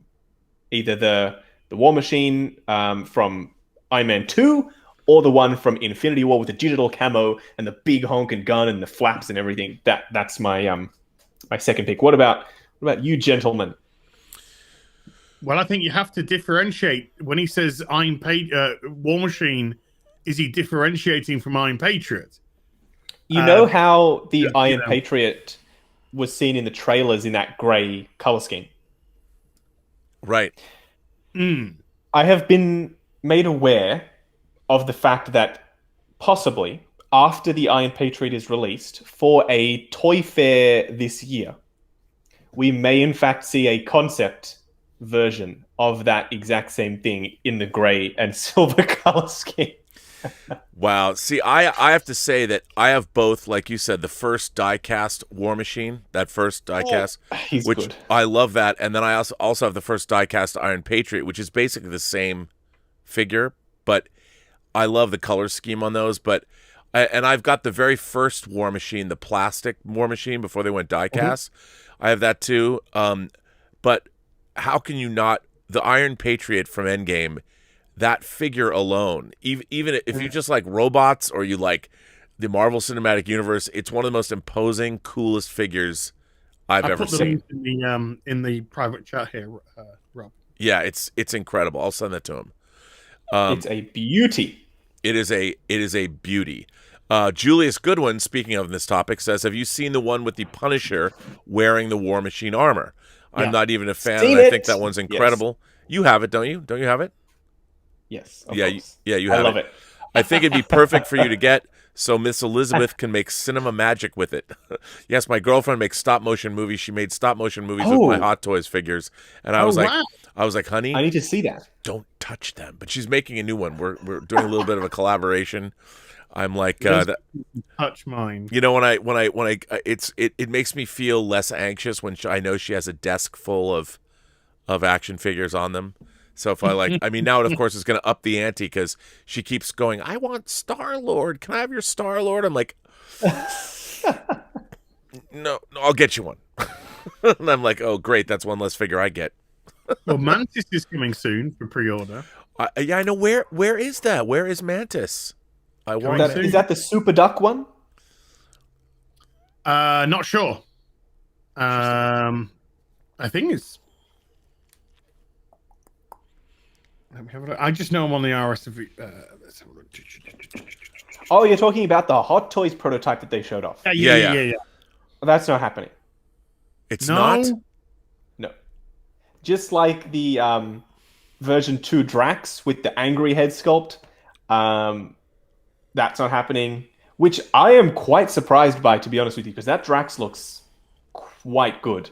But yeah, Mantis, at least this year, I would put money on it not going up for pre-order. Maybe, I don't know, 2, 3. Maybe when Guardians 3 comes out. They've kind of missed the boat for Infinity War. I don't think they'll be announcing any more Infinity War stuff now.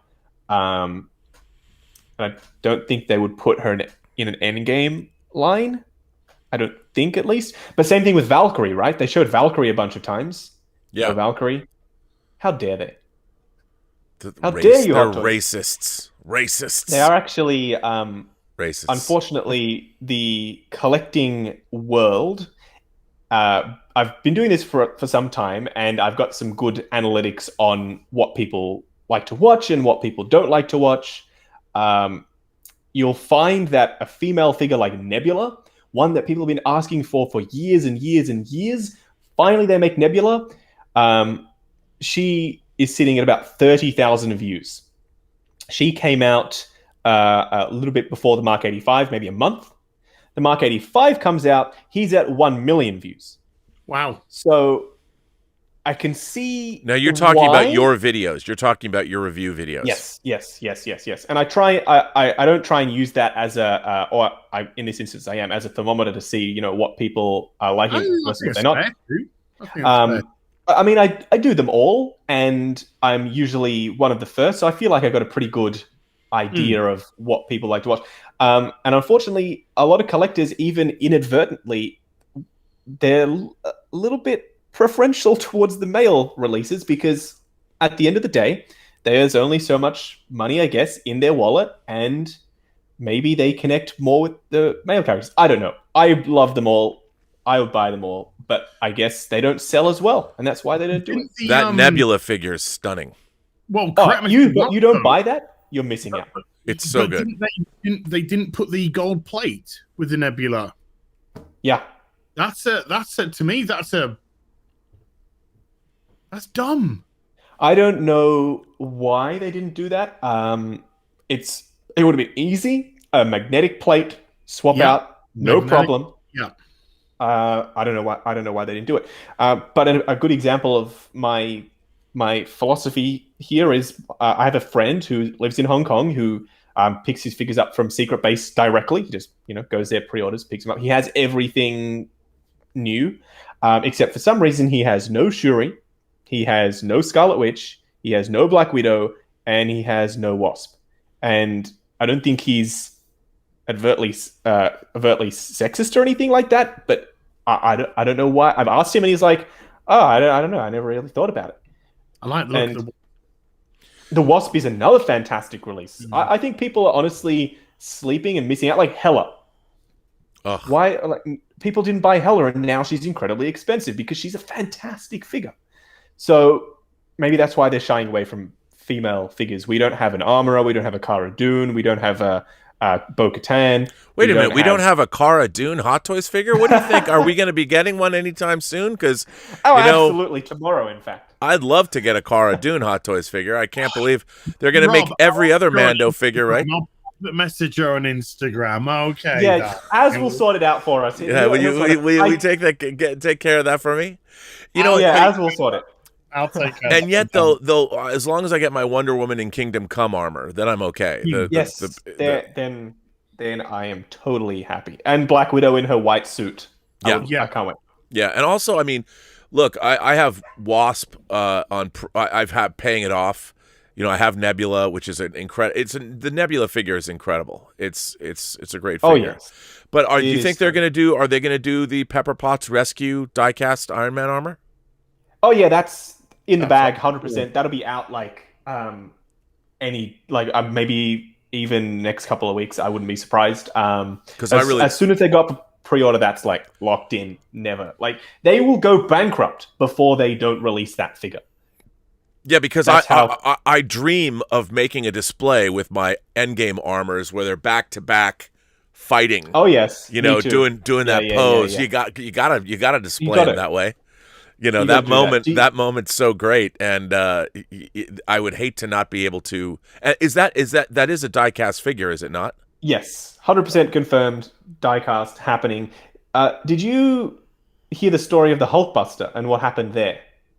Why they don't make big vehicles and big things anymore? No, but I'm glad I have my Hulkbuster because it makes me very happy. Well, it was the last, except for the power pose. The Infinity War one, which you don't really count, it's like a vinyl statue thing. It was the last big thing because they had so much trouble with it. So it took almost 3 to 4 years for it to come out because when they announced it, it was all plastic. They were having so many issues with manufacturing, joints were fracturing. It was too heavy. It wasn't working. Then they had to go back to the drawing board. This was a year after it should have been out. They had to go back to the drawing boards, completely redesign it. So all of that R&D completely wasted, sank a whole bunch of money into it. They put a die-cast endoskeleton in it. And then they decided, we want to be able to put the Mark 43 inside. So they redesigned it a third time. Wow. And they still released it. And then obviously they re-released it to try and recoup some of the costs for that extremely traumatic process for them trying to release that Hulkbuster. But that's why we haven't seen any more vehicles, any more big stuff. They're like, we can do the figures. And they, the cloth goods stuff is relatively inexpensive. We have the bodies. We have a vast library of bodies to choose from now. It's just head sculpts, accessories, and outfits. And we can do that all day long. I mean, that Hulkbuster is amazing. Oh, yes. It's just an amazing feat of toy engineering. It is stunning. It's incredible. Let me I know that we're past 2 and you have to leave at 2:30, right, Az? You got about 45 minutes left. Okay, we've got a few. Plumber's Butt Crack sends in a super chat and says, "Hail, Mr. Burnett, Az, and Justin. Is Eagle Moss a good company to get things from?" I can answer that. Eagle Moss, I am currently getting their subscription, their 1/8 scale DB5 from Goldfinger, diecast metal that I'm building. I will be getting their Enterprise D, the kits. And then I probably have 50 of their Starship models from Alien, Battlestar Galactica, and Star Trek. And I really like Eagle Moss a lot. I think they do a really good job. And they've got pretty good customer service. So that's always good. Mr. Tickle Trunk says, love me some boys grown at toys. I'm right. So there you go. And then let's see what else. Leland sends in a super chat and says, when she was 5, my daughter saw my sand trooper and called it a cinnamon stormtrooper because it looks like it had been sprinkled with cinnamon. Cute, huh? I think that's cute. I got a question. Are you and your wife, Justin? Are you and your wife going to have kids? That's the plan. That is the plan. Are you going to let them in your room with your figures, or are you going to tell them? Are you going to pretend you have none until they're teenagers? I don't know. I mean, my youngest sister always grew up around the figures. I was living at home. I couldn't really do much about it. But I find that even though she is 12, she's a very mature 12. I hope that my kids turn out that way as well. And they know, like, she would never, like, even if she goes into my room when she was younger, she would never touch anything. Like, she wouldn't touch even the glass. She was very respectful, especially, I guess I passed on my OCD to her, with, like, her phone, for instance. Like, she won't put it down on a table because she doesn't want to scratch the back of the phone. And this is like a 12-year-old kid, mind you. And, like, her iPad, she wiped the screen before she puts it away. Like, very pedantic. But yes, that's good though. We do plan on having a kid collection at some point. We will see. Yeah, you can start collecting. Just one. I think just one. Moon Dude says, have any of you guys ever checked out the COO or Coup model figures? Some monster characters and historical knights and samurai figures. Coup models make some interesting stuff, but they also make, or they used to, I don't know if they do anymore, 1/4 scale blank bodies. So if you wanted to use your Bruce Wayne head sculpt, for instance, on a 1/4 scale body, and then another company were making the Armani suit that he wore in The Dark Knight, you could do that. I regret not picking up, I have one of the bodies, but I don't have the suit. It's quite hard to find. I regret not picking that up because I would love to have a 1/4 scale Bruce Wayne to go with my Batman. But yeah, Coup models do some good stuff. They make the majority of the super cheap and nasty custom bodies that you can get off eBay. This Coup models BD01, I'm pretty sure it's called. Super cheap, but they do the job. It's just a 1/6 scale body. That's cool. Chloe, one of two, sends in a tip and says, 4 girls, 1 choice, your soul. Let's pretend in a world this happened. You sell your soul to Lucifer. You wake up in life being one of these 4 girls here. Chloe Grace Moretz, Dakota Fanning, Kylie Jenner, or Kendall Jenner. Not their life, but I don't want to be any of them. but you wake up reliving your life being the girl that you choose. But in that world, the girl you picked never existed. So for now, you are them in your life. No memories of your life before, but only in dreams you see who you once were. Which one of those people would you be? The choices are Chloe Grace Moretz, Dakota Fanning, Kylie Jenner, and Kendall Jenner. I want a refund. I'm just... Kylie Jenner's worth like $1 billion. You know how many hot toys? That's a lot of hot toys. I would go with Kylie Jenner. If only it's for the action figures I could buy. Sure. Whatever. We'll go with that. The money. Oh my God. What a weird question. I know. What, you have an answer? No, you're both... Is Chloe Grace Moretz the lady who played, or the little girl who played Hit Girl? Yes.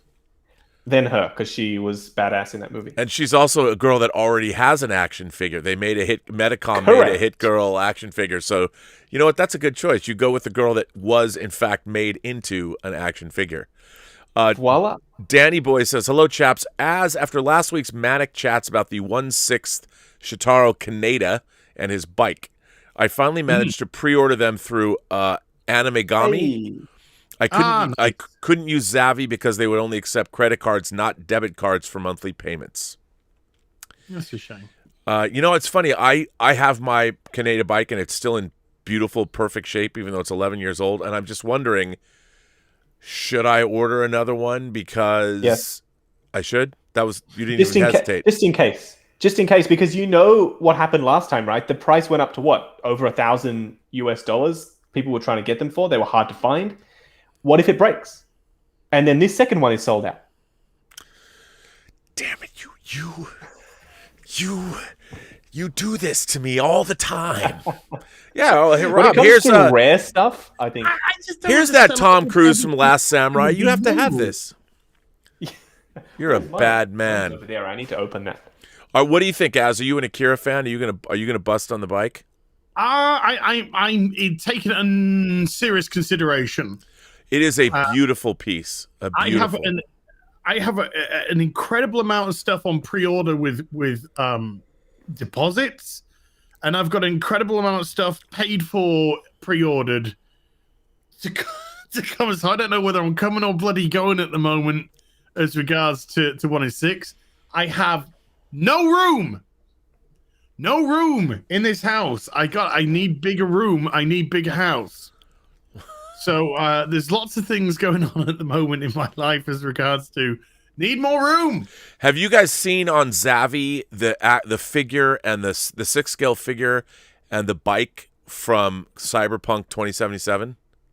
The Pure Arts one. Yeah, I was actually contacted by Pure Arts and they said, hey, would you like to review both these and the bike? And I said, yeah, absolutely. Why would I not?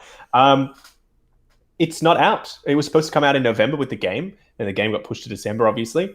It looks pretty fantastic. I don't know if it's happening. I don't know if it's still happening. I mean, it has to be happening. People have paid for it, but I've heard nothing about it from either them or like their socials have been dead since the game came out, of maybe obvious reason. Yeah. I just want that bike. That bike is so badass because you don't get many 6-scale. I along with chairs, I love 6-scale. I've got the Hot Toys Tron Legacy bike, light cycle, and I have obviously the Bat Pod, and then I have a 6-scale Tamiya model of a Fat Boy Low for my Terminator for Arnold. And I need more 6-scale motorcycles in my life, and that motorcycle from Cyberpunk 2077 is pretty fucking cool. I'm hoping we get the Pattinson Batman and his motorcycle. Yeah. Let's hope they do that. Fingers crossed. I mean, then Jazz Inc. will do the bloody Batmobile. Fucking hell, I'm gonna be. I think that is a pretty safe bet for them to do that Batmobile. I just hope it's lighter. I was talking to Rob the other day. The tumbler that's downstairs, I can hold that 1/6 scale tumbler with one hand, the whole box. Wow. That's how light it is. There needs to be more of a focus on lighterness. I was watching an interview with Elon Musk the other day. I'm an avid Tesla fan, but not a huge Elon fan because I find him a bit perplexing. He was even saying with their one of their biggest challenges was making it as light as possible, but also maintaining the structural integrity of the battery pack and the various components. I think Jazz Inc. needs to go through that same process of refining the materials that they use, because they use a very hard but brittle resin at the moment. And it can retain a lot of details, very sharp sculpting, but it is very brittle and it's very heavy. The wall of my cargo thing, it broke in half. Yeah. What? Yeah, it's okay. I fixed it, and you'd never know. In a way, it's kind of it's kind of cool because it just looks like more weathering. It's like, you'd never tell. But that was interesting. It just broke right in half because there was no flex. No, it was leaning up against something, and I don't even know why it was just brittle. But because it's so no flex, when you put the two pieces together before I even put glue into it, you couldn't even see where the break was. So I used super glue and then duct tape behind it, so it was fine. By the way, Just Plain Steve sends in another super chat and says, I believe there have been 3 or 4 Hot Toys Hulk figures released so far with an Endgame Nano Gauntlet Hulk on the way. Any personal Hulk favorites? I don't have it, but that Gladiator Hulk from Ragnarok, I love that. Huge. He's huge. Age of Ultron Hulk. Yeah. I only have the first Hulk they released. And I like it, you know. I think the best classic Hulk, even though the pants aren't really all that classic, but you can switch them out. I like the Age of Ultron one because they changed they got the skin to look like skin, right? Like the extra skin texture and detail. The first one is really good as well, but I like the skin texture and the color is slightly more, I don't know, it's less green, which is weird because it's Hulk and it should be green. The Gladiator one is by far the best in terms of paint applications and sculpt and everything, but it's not that classic Hulk unless you're going for like Planet Hulk Gladiator stuff. Yeah. And it's personal preference. Tyler Maudlin says, you guys convinced me to grab my first hot toy. I just received my Death Trooper, and I couldn't be happier. Ooh. It fits perfectly with my sideshow Fett. Welcome to the club. Yeah, well, you're in it now. You've taken your first step into a larger world. You're in the end game now. Yeah, we're in the end game. Danny Boy says, Robin Az, a few streams ago, I said that I had to sacrifice my payments for the 4-foot Henry Cavill black suit Superman because sadly I had to cover funeral costs for my partner's son who suddenly died, which I'm still paying off. That was one of two, but I don't. Oh wait, there's no second part of that. ... Oh, Danny, here it is. I won't be able to reorder that version. Do you think there will ever be a 1/6 scale version of Henry's black suit Superman anytime in the future, especially after the release of the Snyder Cut? Justin, I got to tell you, when I watch The Mandalorian, I watch it with my Hot Toy scale, meaning how many figures from this episode do I hold? Vision. Yeah, Hot Toys O Vision. Do you think that Hot Toys will be making figures from the Snyder Cut, including if I had to black suits? If I had to right now definitively say whether they will or they won't, I would say you've got a maybe 10% chance that they will. That's it? Yeah, just because why you gotta harsh my mellow? Like the licensing and all that weirdness, but that's not to say that all hope is lost. They can find a way if they do it like as a concept art Superman, which isn't Zack Snyder's Justice League. It just happens to be a black Superman in the concept art line, like the Wonder Woman we got. But that doesn't mean we will never see a 1/6 scale black suit Superman. I don't know if you've seen the third-party Superman, Henry Cavill Superman, which is very cheap, but is still really good. Surprisingly, I thought it was going to be complete crap. But it was announced when the BVS Superman was incredibly expensive. The Justice League one wasn't out yet. So the third-party company basically made exactly what you saw from Hot Toys, a BVS-style Superman for like $120 or something. And it's by a company called Buy Art. It's really cheap, but it looks really good. Okay, but let me ask you this. They've released a Justice League Superman figure already. Yes. All they would have to do is literally re-release the exact same figure, but only with the black suit. Dye the suit. Would black. The licensor would Warner Brothers allow them to make a figure based off a non-canon property? Like, I wonder if there is merchandising rights available for Zack Snyder's cut of Justice League, because we've never seen that before. Like, there's never been a Dawn of Justice Ultimate Cut Batman or he still get credit for but he did direct the original Justice League. Yeah, the original Justice League. So he did.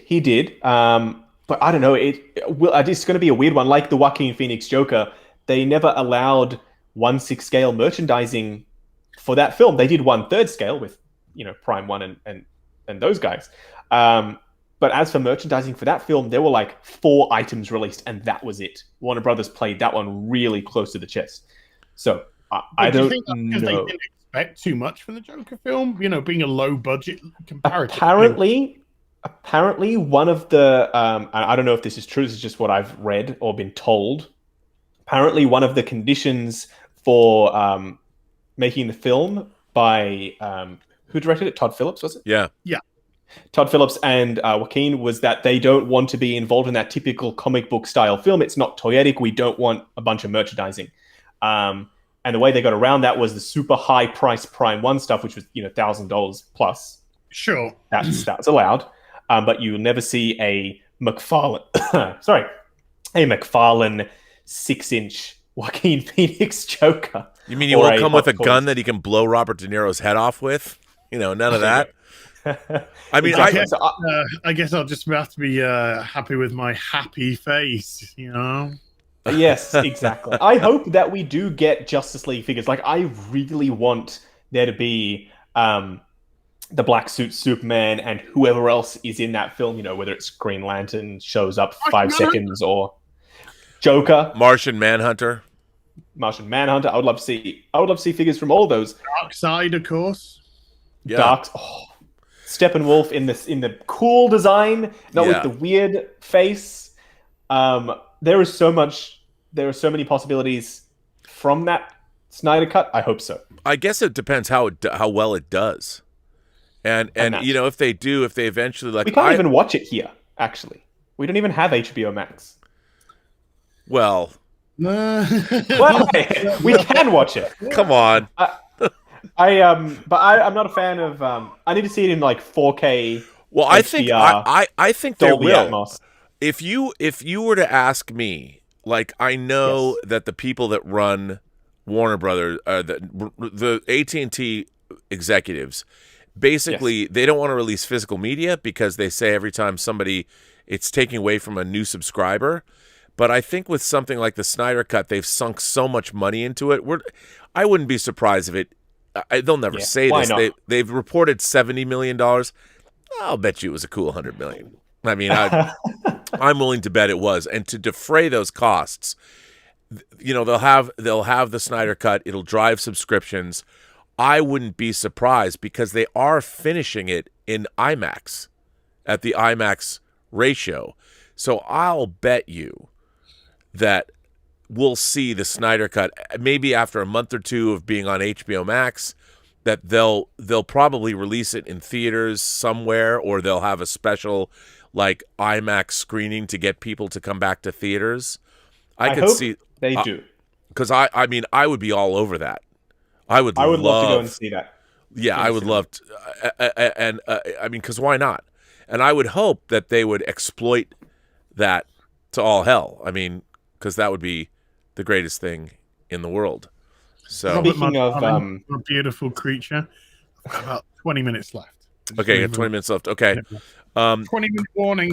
Clothesline. Rob, show us your next release. Yeah. Item.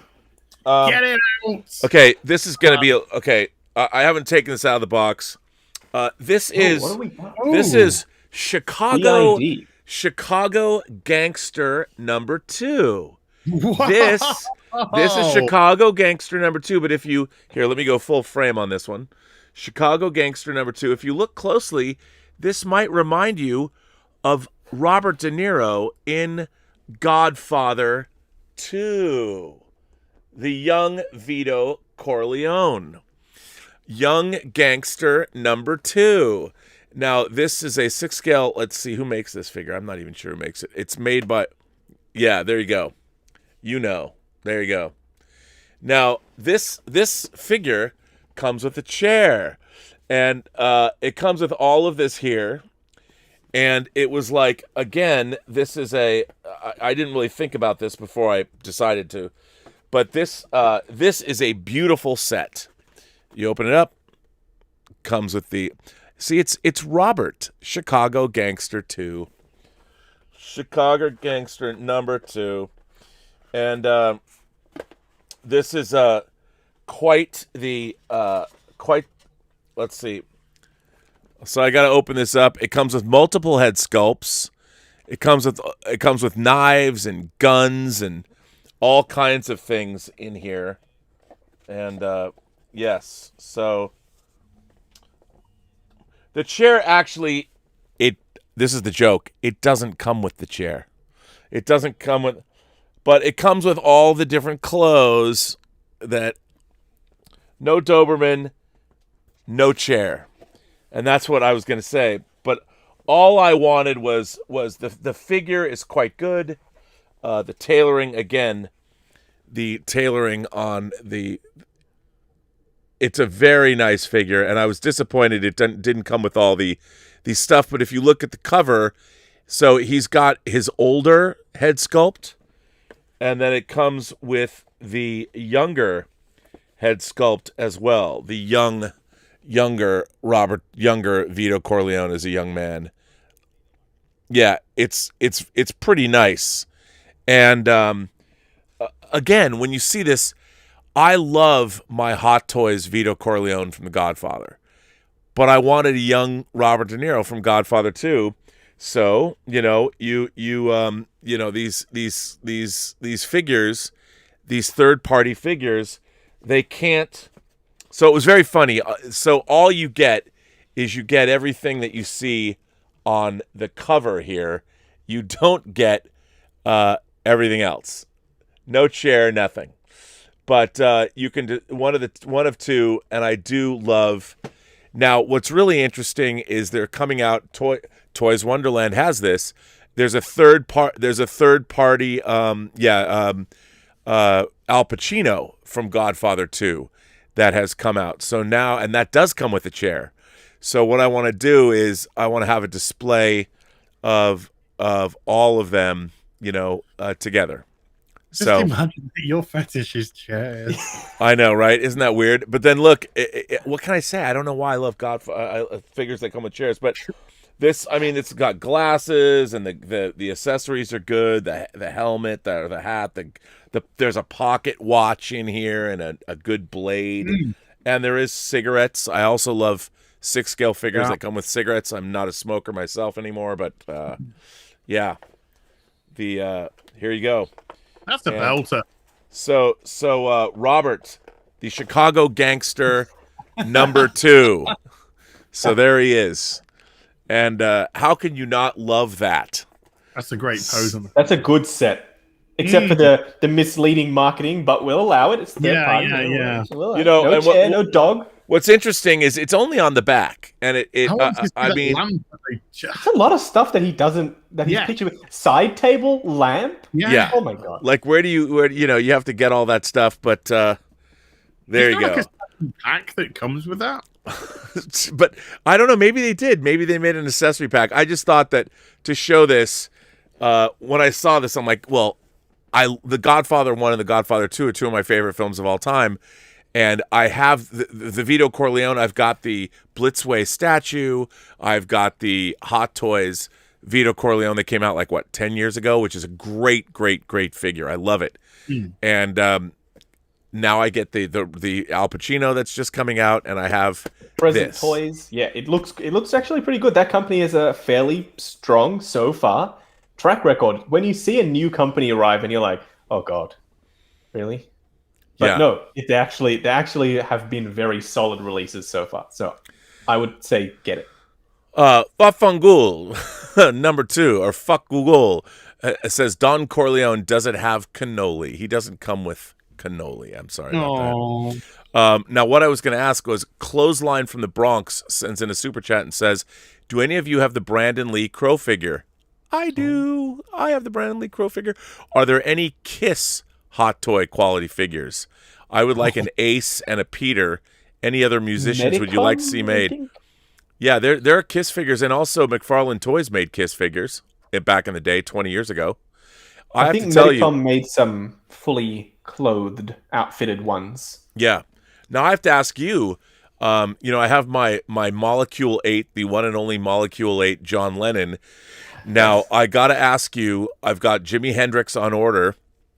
The Blitzway Jimi Hendrix that looks amazing. Now the Freddie Mercury figure that once again mine's been shipped. The Freddie Mercury figure from Toys Wonderland. Now I got to ask you about this. Oh yes. So there are two different ones. Are they actual figures? Two different figures, because one of them doesn't come with the singing. You have to get both to get the singing head sculpt. But what's up with that, bro? Come on. They're relatively, because they're outfits. It's an outfit set, right? So you get the Live Aid version, and I don't know which head sculpt he comes with. One of them comes with the singing head sculpt. One of them doesn't. One's the Live Aid version, and one of them is the yellow jacket. Yeah, the Live Aid version comes with the singing head sculpt. Yes. So I obviously got both. I can't wait to say that.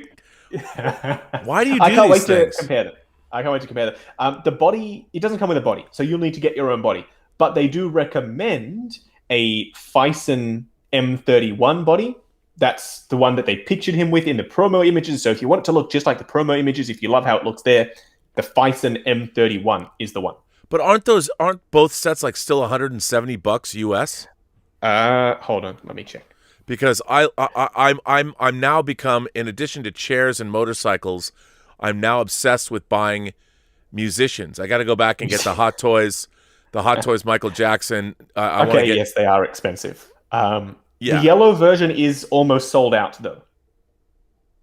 the Yellow Jacket version, there's only 6 left. You're killing me, Smalls. It's the pricier of the two, which is quite surprising.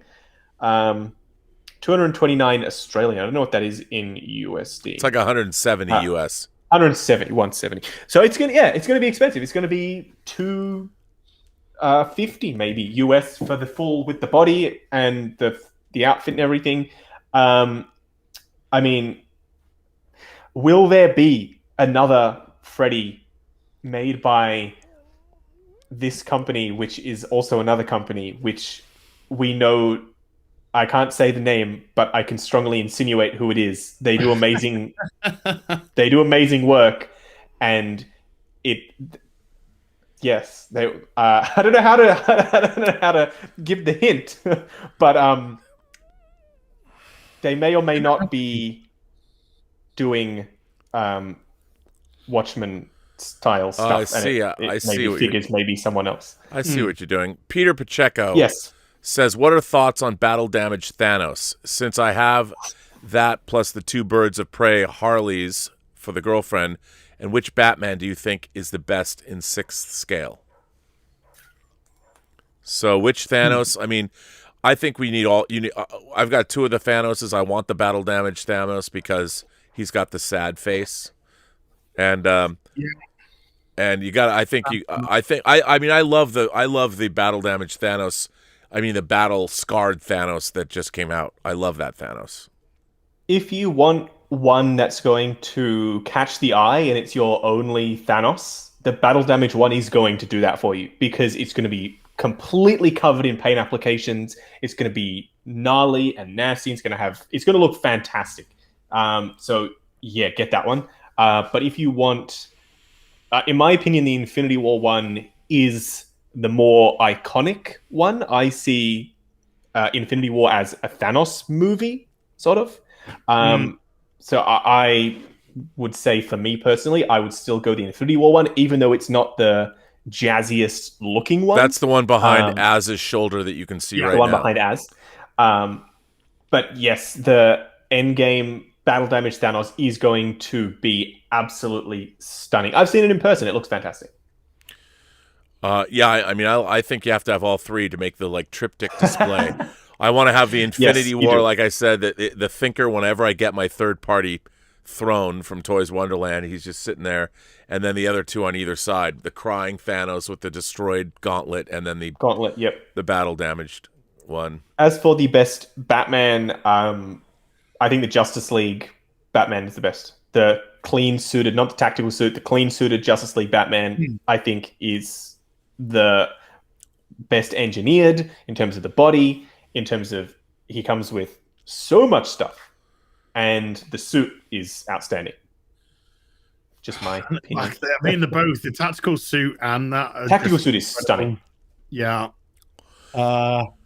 it's so difficult with Batman because I mean that's the Arkham, that's the regular Arkham Batman, but in Prestige, in the Prestige version, and that it's. No, it's great. By the way, Tom, I think it's Tom, Midnight's Edge After Dark, sends in a super chat and says, this is how it's written. I love you guys so much. It's pronounced. Thank you. We love you. So much. I love you so much. Love you so much. Okay, that's what it says. See, I learn. I'm being schooled. Which is good. So, well, I know you have to go shortly. Yeah, I got about 10. Have we done all 5 figures or only 4? No, we've all got a 5th to go. All right. Should you start, Justin? Let's, okay, sure. I will keep it brief. So, this is a weird one, I will admit. Oh, wow. Is that Soul of Chogokin? Yes, it is. Oh my God. Dude, I love the Soul of Chogokin line is one of the great toy lines. Talk about toyetic. It's one of my favorite. I have many Soul of Chogokin figures. I love them. You know what's better than one Soul of Chogokin Megazord? Oh my God. Oh my God. So for those of you who don't know. Oh. Hey. Wow. Soul Chogokin. Yeah, I grew up in the 90s. maybe I'm carbon dating myself here, but I grew up in the 90s with Power Rangers. And my thing, I heard you guys speaking about this, about not succumbing to nostalgia for old toys. And I'm the same way. I could care less about the original Megazord. I always saw it on the show, like being able to do this, which is bend an arm. And then you give me that toy from the 90s and it's a brick. And I'm like, really? It can't move? Like, you can't do anything? It literally just stands there?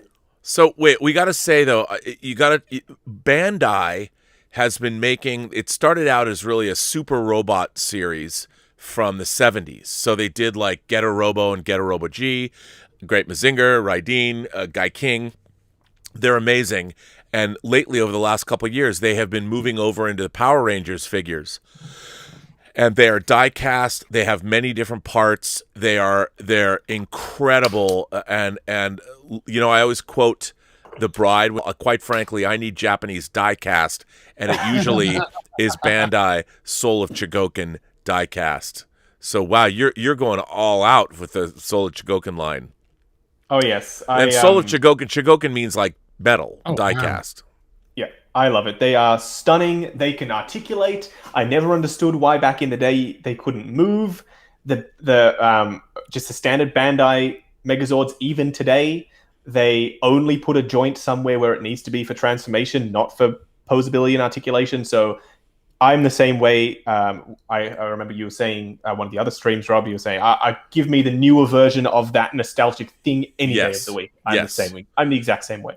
And the Soul of Chogokin line, Bandai, they make so many great. Between that and their metal Gundam fixed figuration or metal build Gundam figures, they're as pricey as Hot Toys can be, and they'll break you even faster. But boy, are they delicious! Delicioso.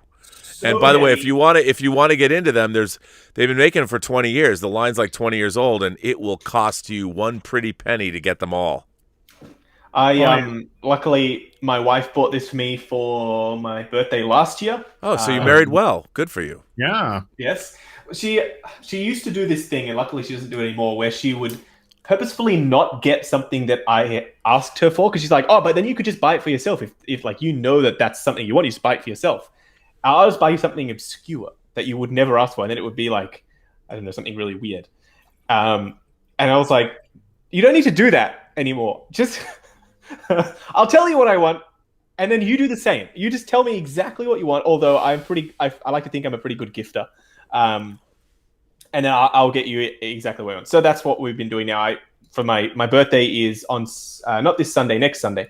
And would you be like 21? 26. Wow. I love hanging out with the kids.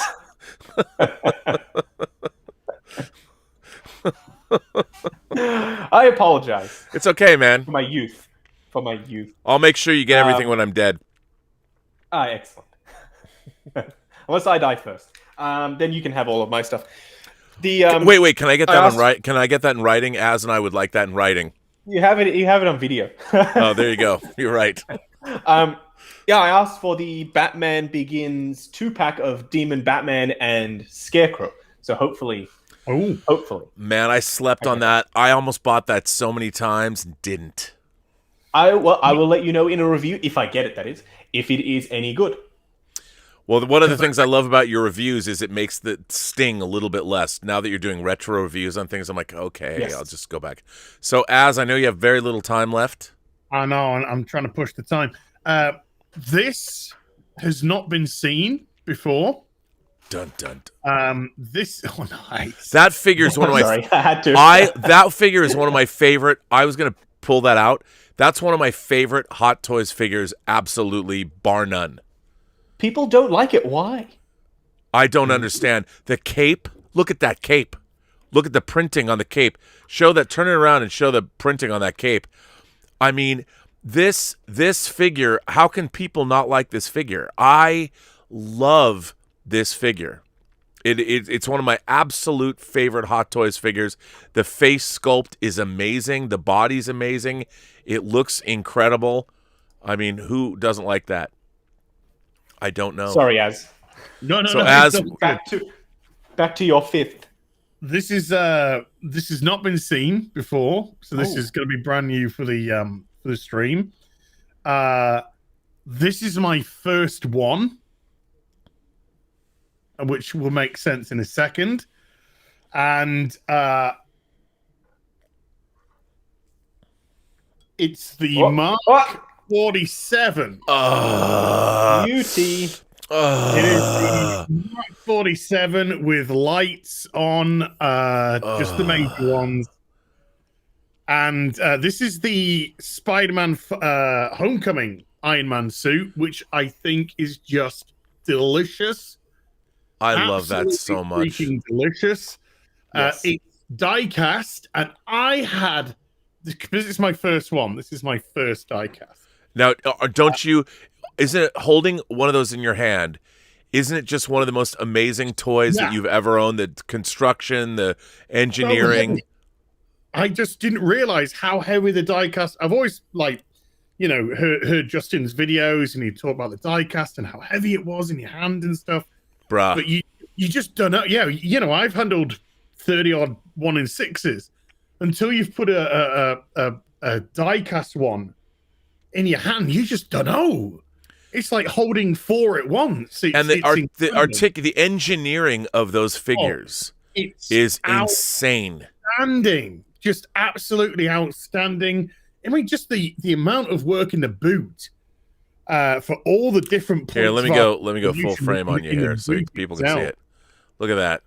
Since you have the whole back plate and then the movement between that panel and then that panel comes up to allow that movement.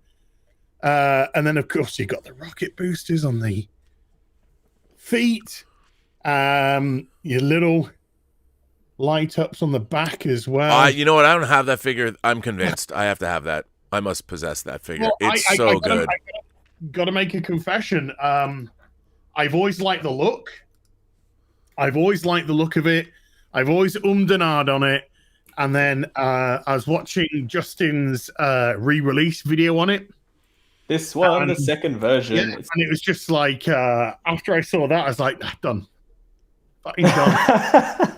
I'm so sorry. I just had to get it. So I ordered this with the competition winners, Darth Vader, which he received today. Oh no, you have to explain. Why don't you give us? So last week, for those of you who weren't with us last week, because there's been a lot more people here today, so thank you for being here.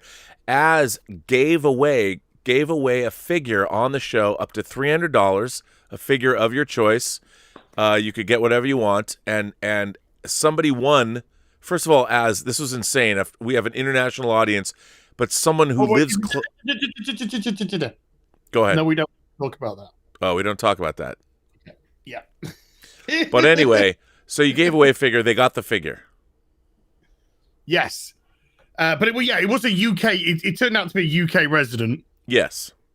So that was nice for me because it meant I didn't have to ship to the UK, pay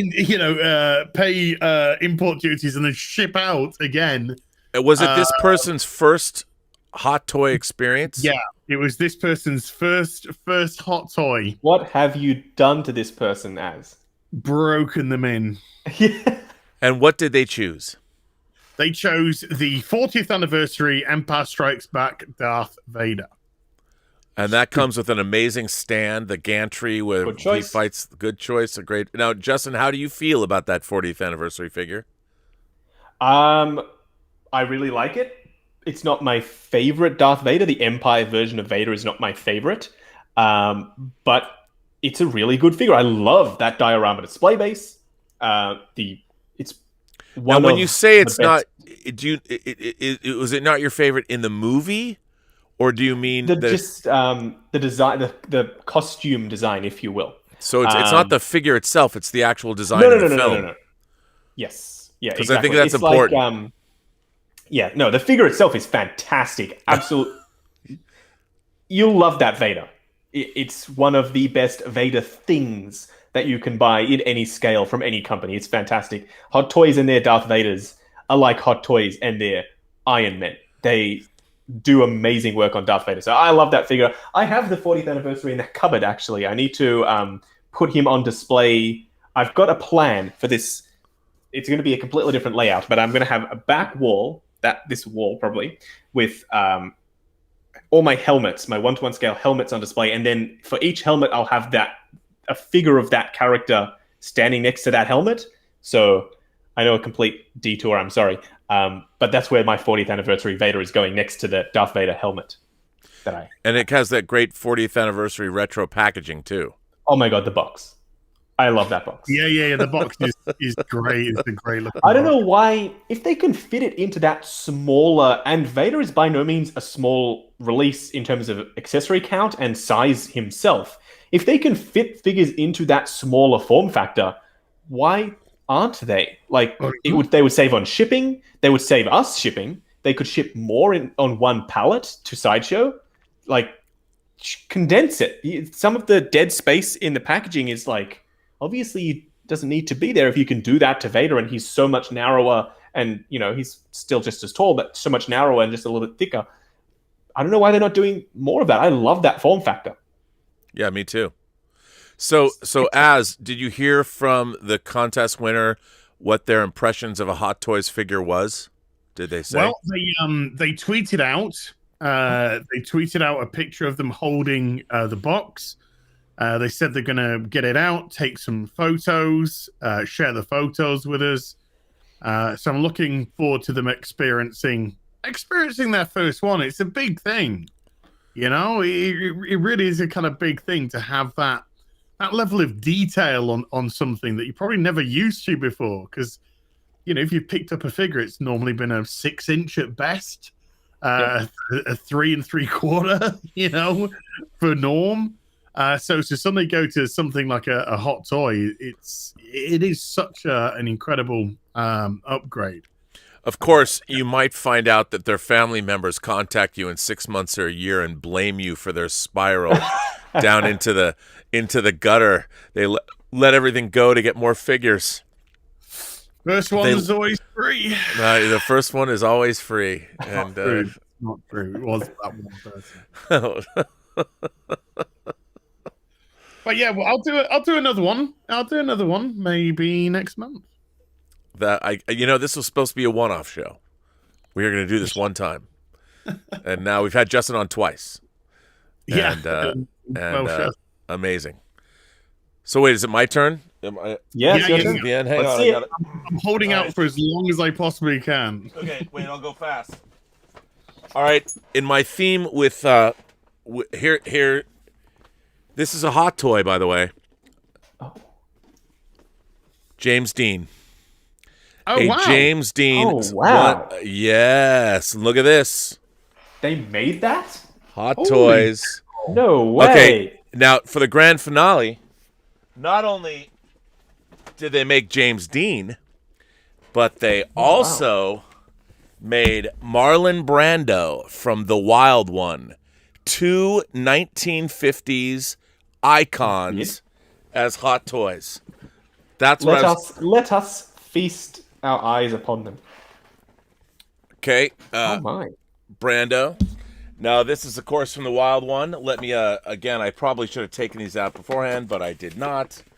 And this is some retro goodness right here. Dude, retro goodness. In foam too? Wow. Oh yeah, foam too. Now hang on, I gotta get them out. See, I didn't plan this as well as I probably. Now these don't come with extra hands or any accessories. They come with a standard Hot Toys stand.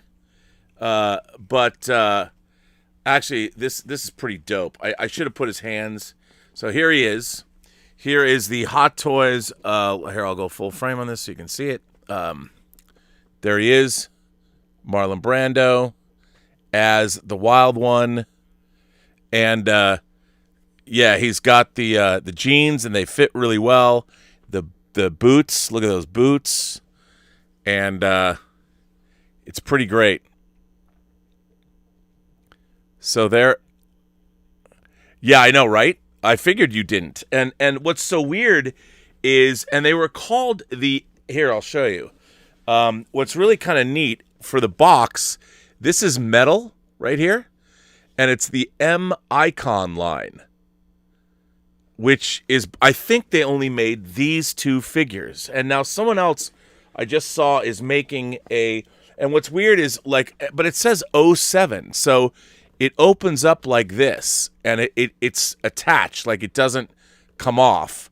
So you've got this, and then the figure, again, as I pull it out of here, it's a foam insert.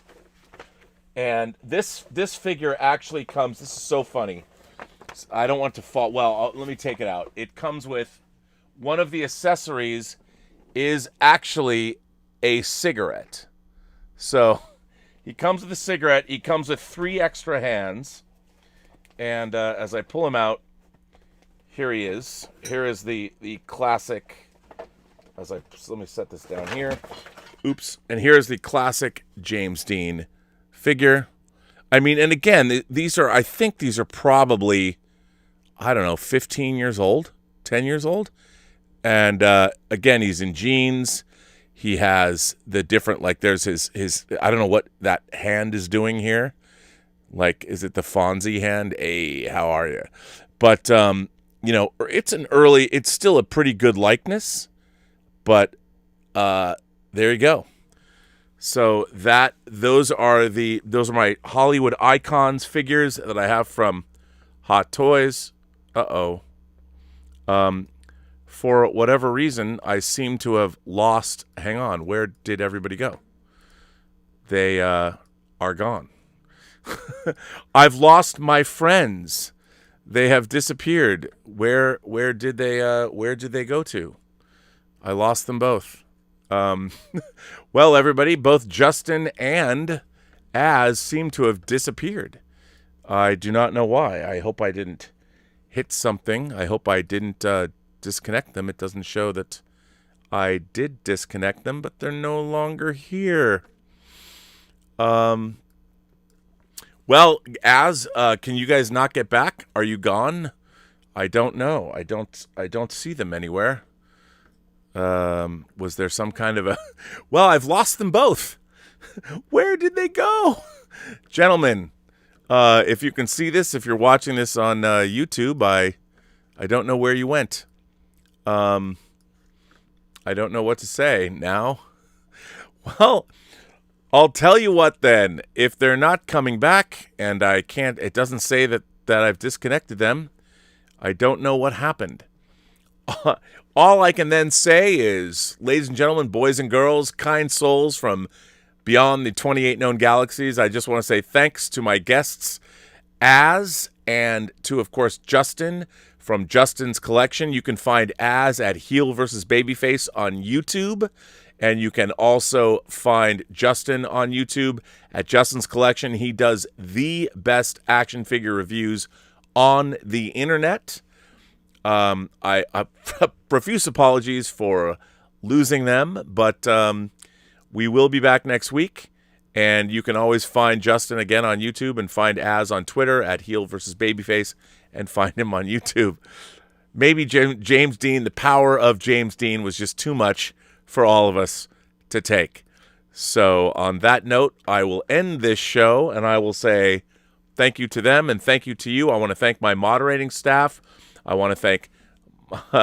Can't rejoin. What happened? Something happened. Something crazy happened. I don't know what. Happened. That's weird. Everything looks copacetic on my end. I don't know. But I want to thank both of them. 2 great men. You will never find greater men. And, of course, I can't stress enough, follow HeelVsBabyface and go to... Actually, you know what? I will... Justin's channel, Justin's Collection, should come with a warning. Parental guidance suggested. If you go and start watching his reviews, which are the best on YouTube, you will fall down a rabbit hole that might lead you into a horrible and joyous lifestyle that you might not have ever thought of. Jay Henson sends in a tip. So on that note, I will end this show, Fully Articulated, Episode 5. Thank you to my esteemed guests, and thank you to everybody supporting. I want to thank my moderating staff. I want to thank Mike Bodden. I want to thank The Richard. I want to thank Robert Pariso. I want to thank Joshua Levesque. I don't know who else is here. Bunyan Snipe is here from the UK. Thank you for being here. So everybody is here. Thank you all. And as always, remember, every person you meet has a story to tell that you have yet to hear. And all you have to do is listen. And we will see you next week. And remember, you're never too old to play with toys.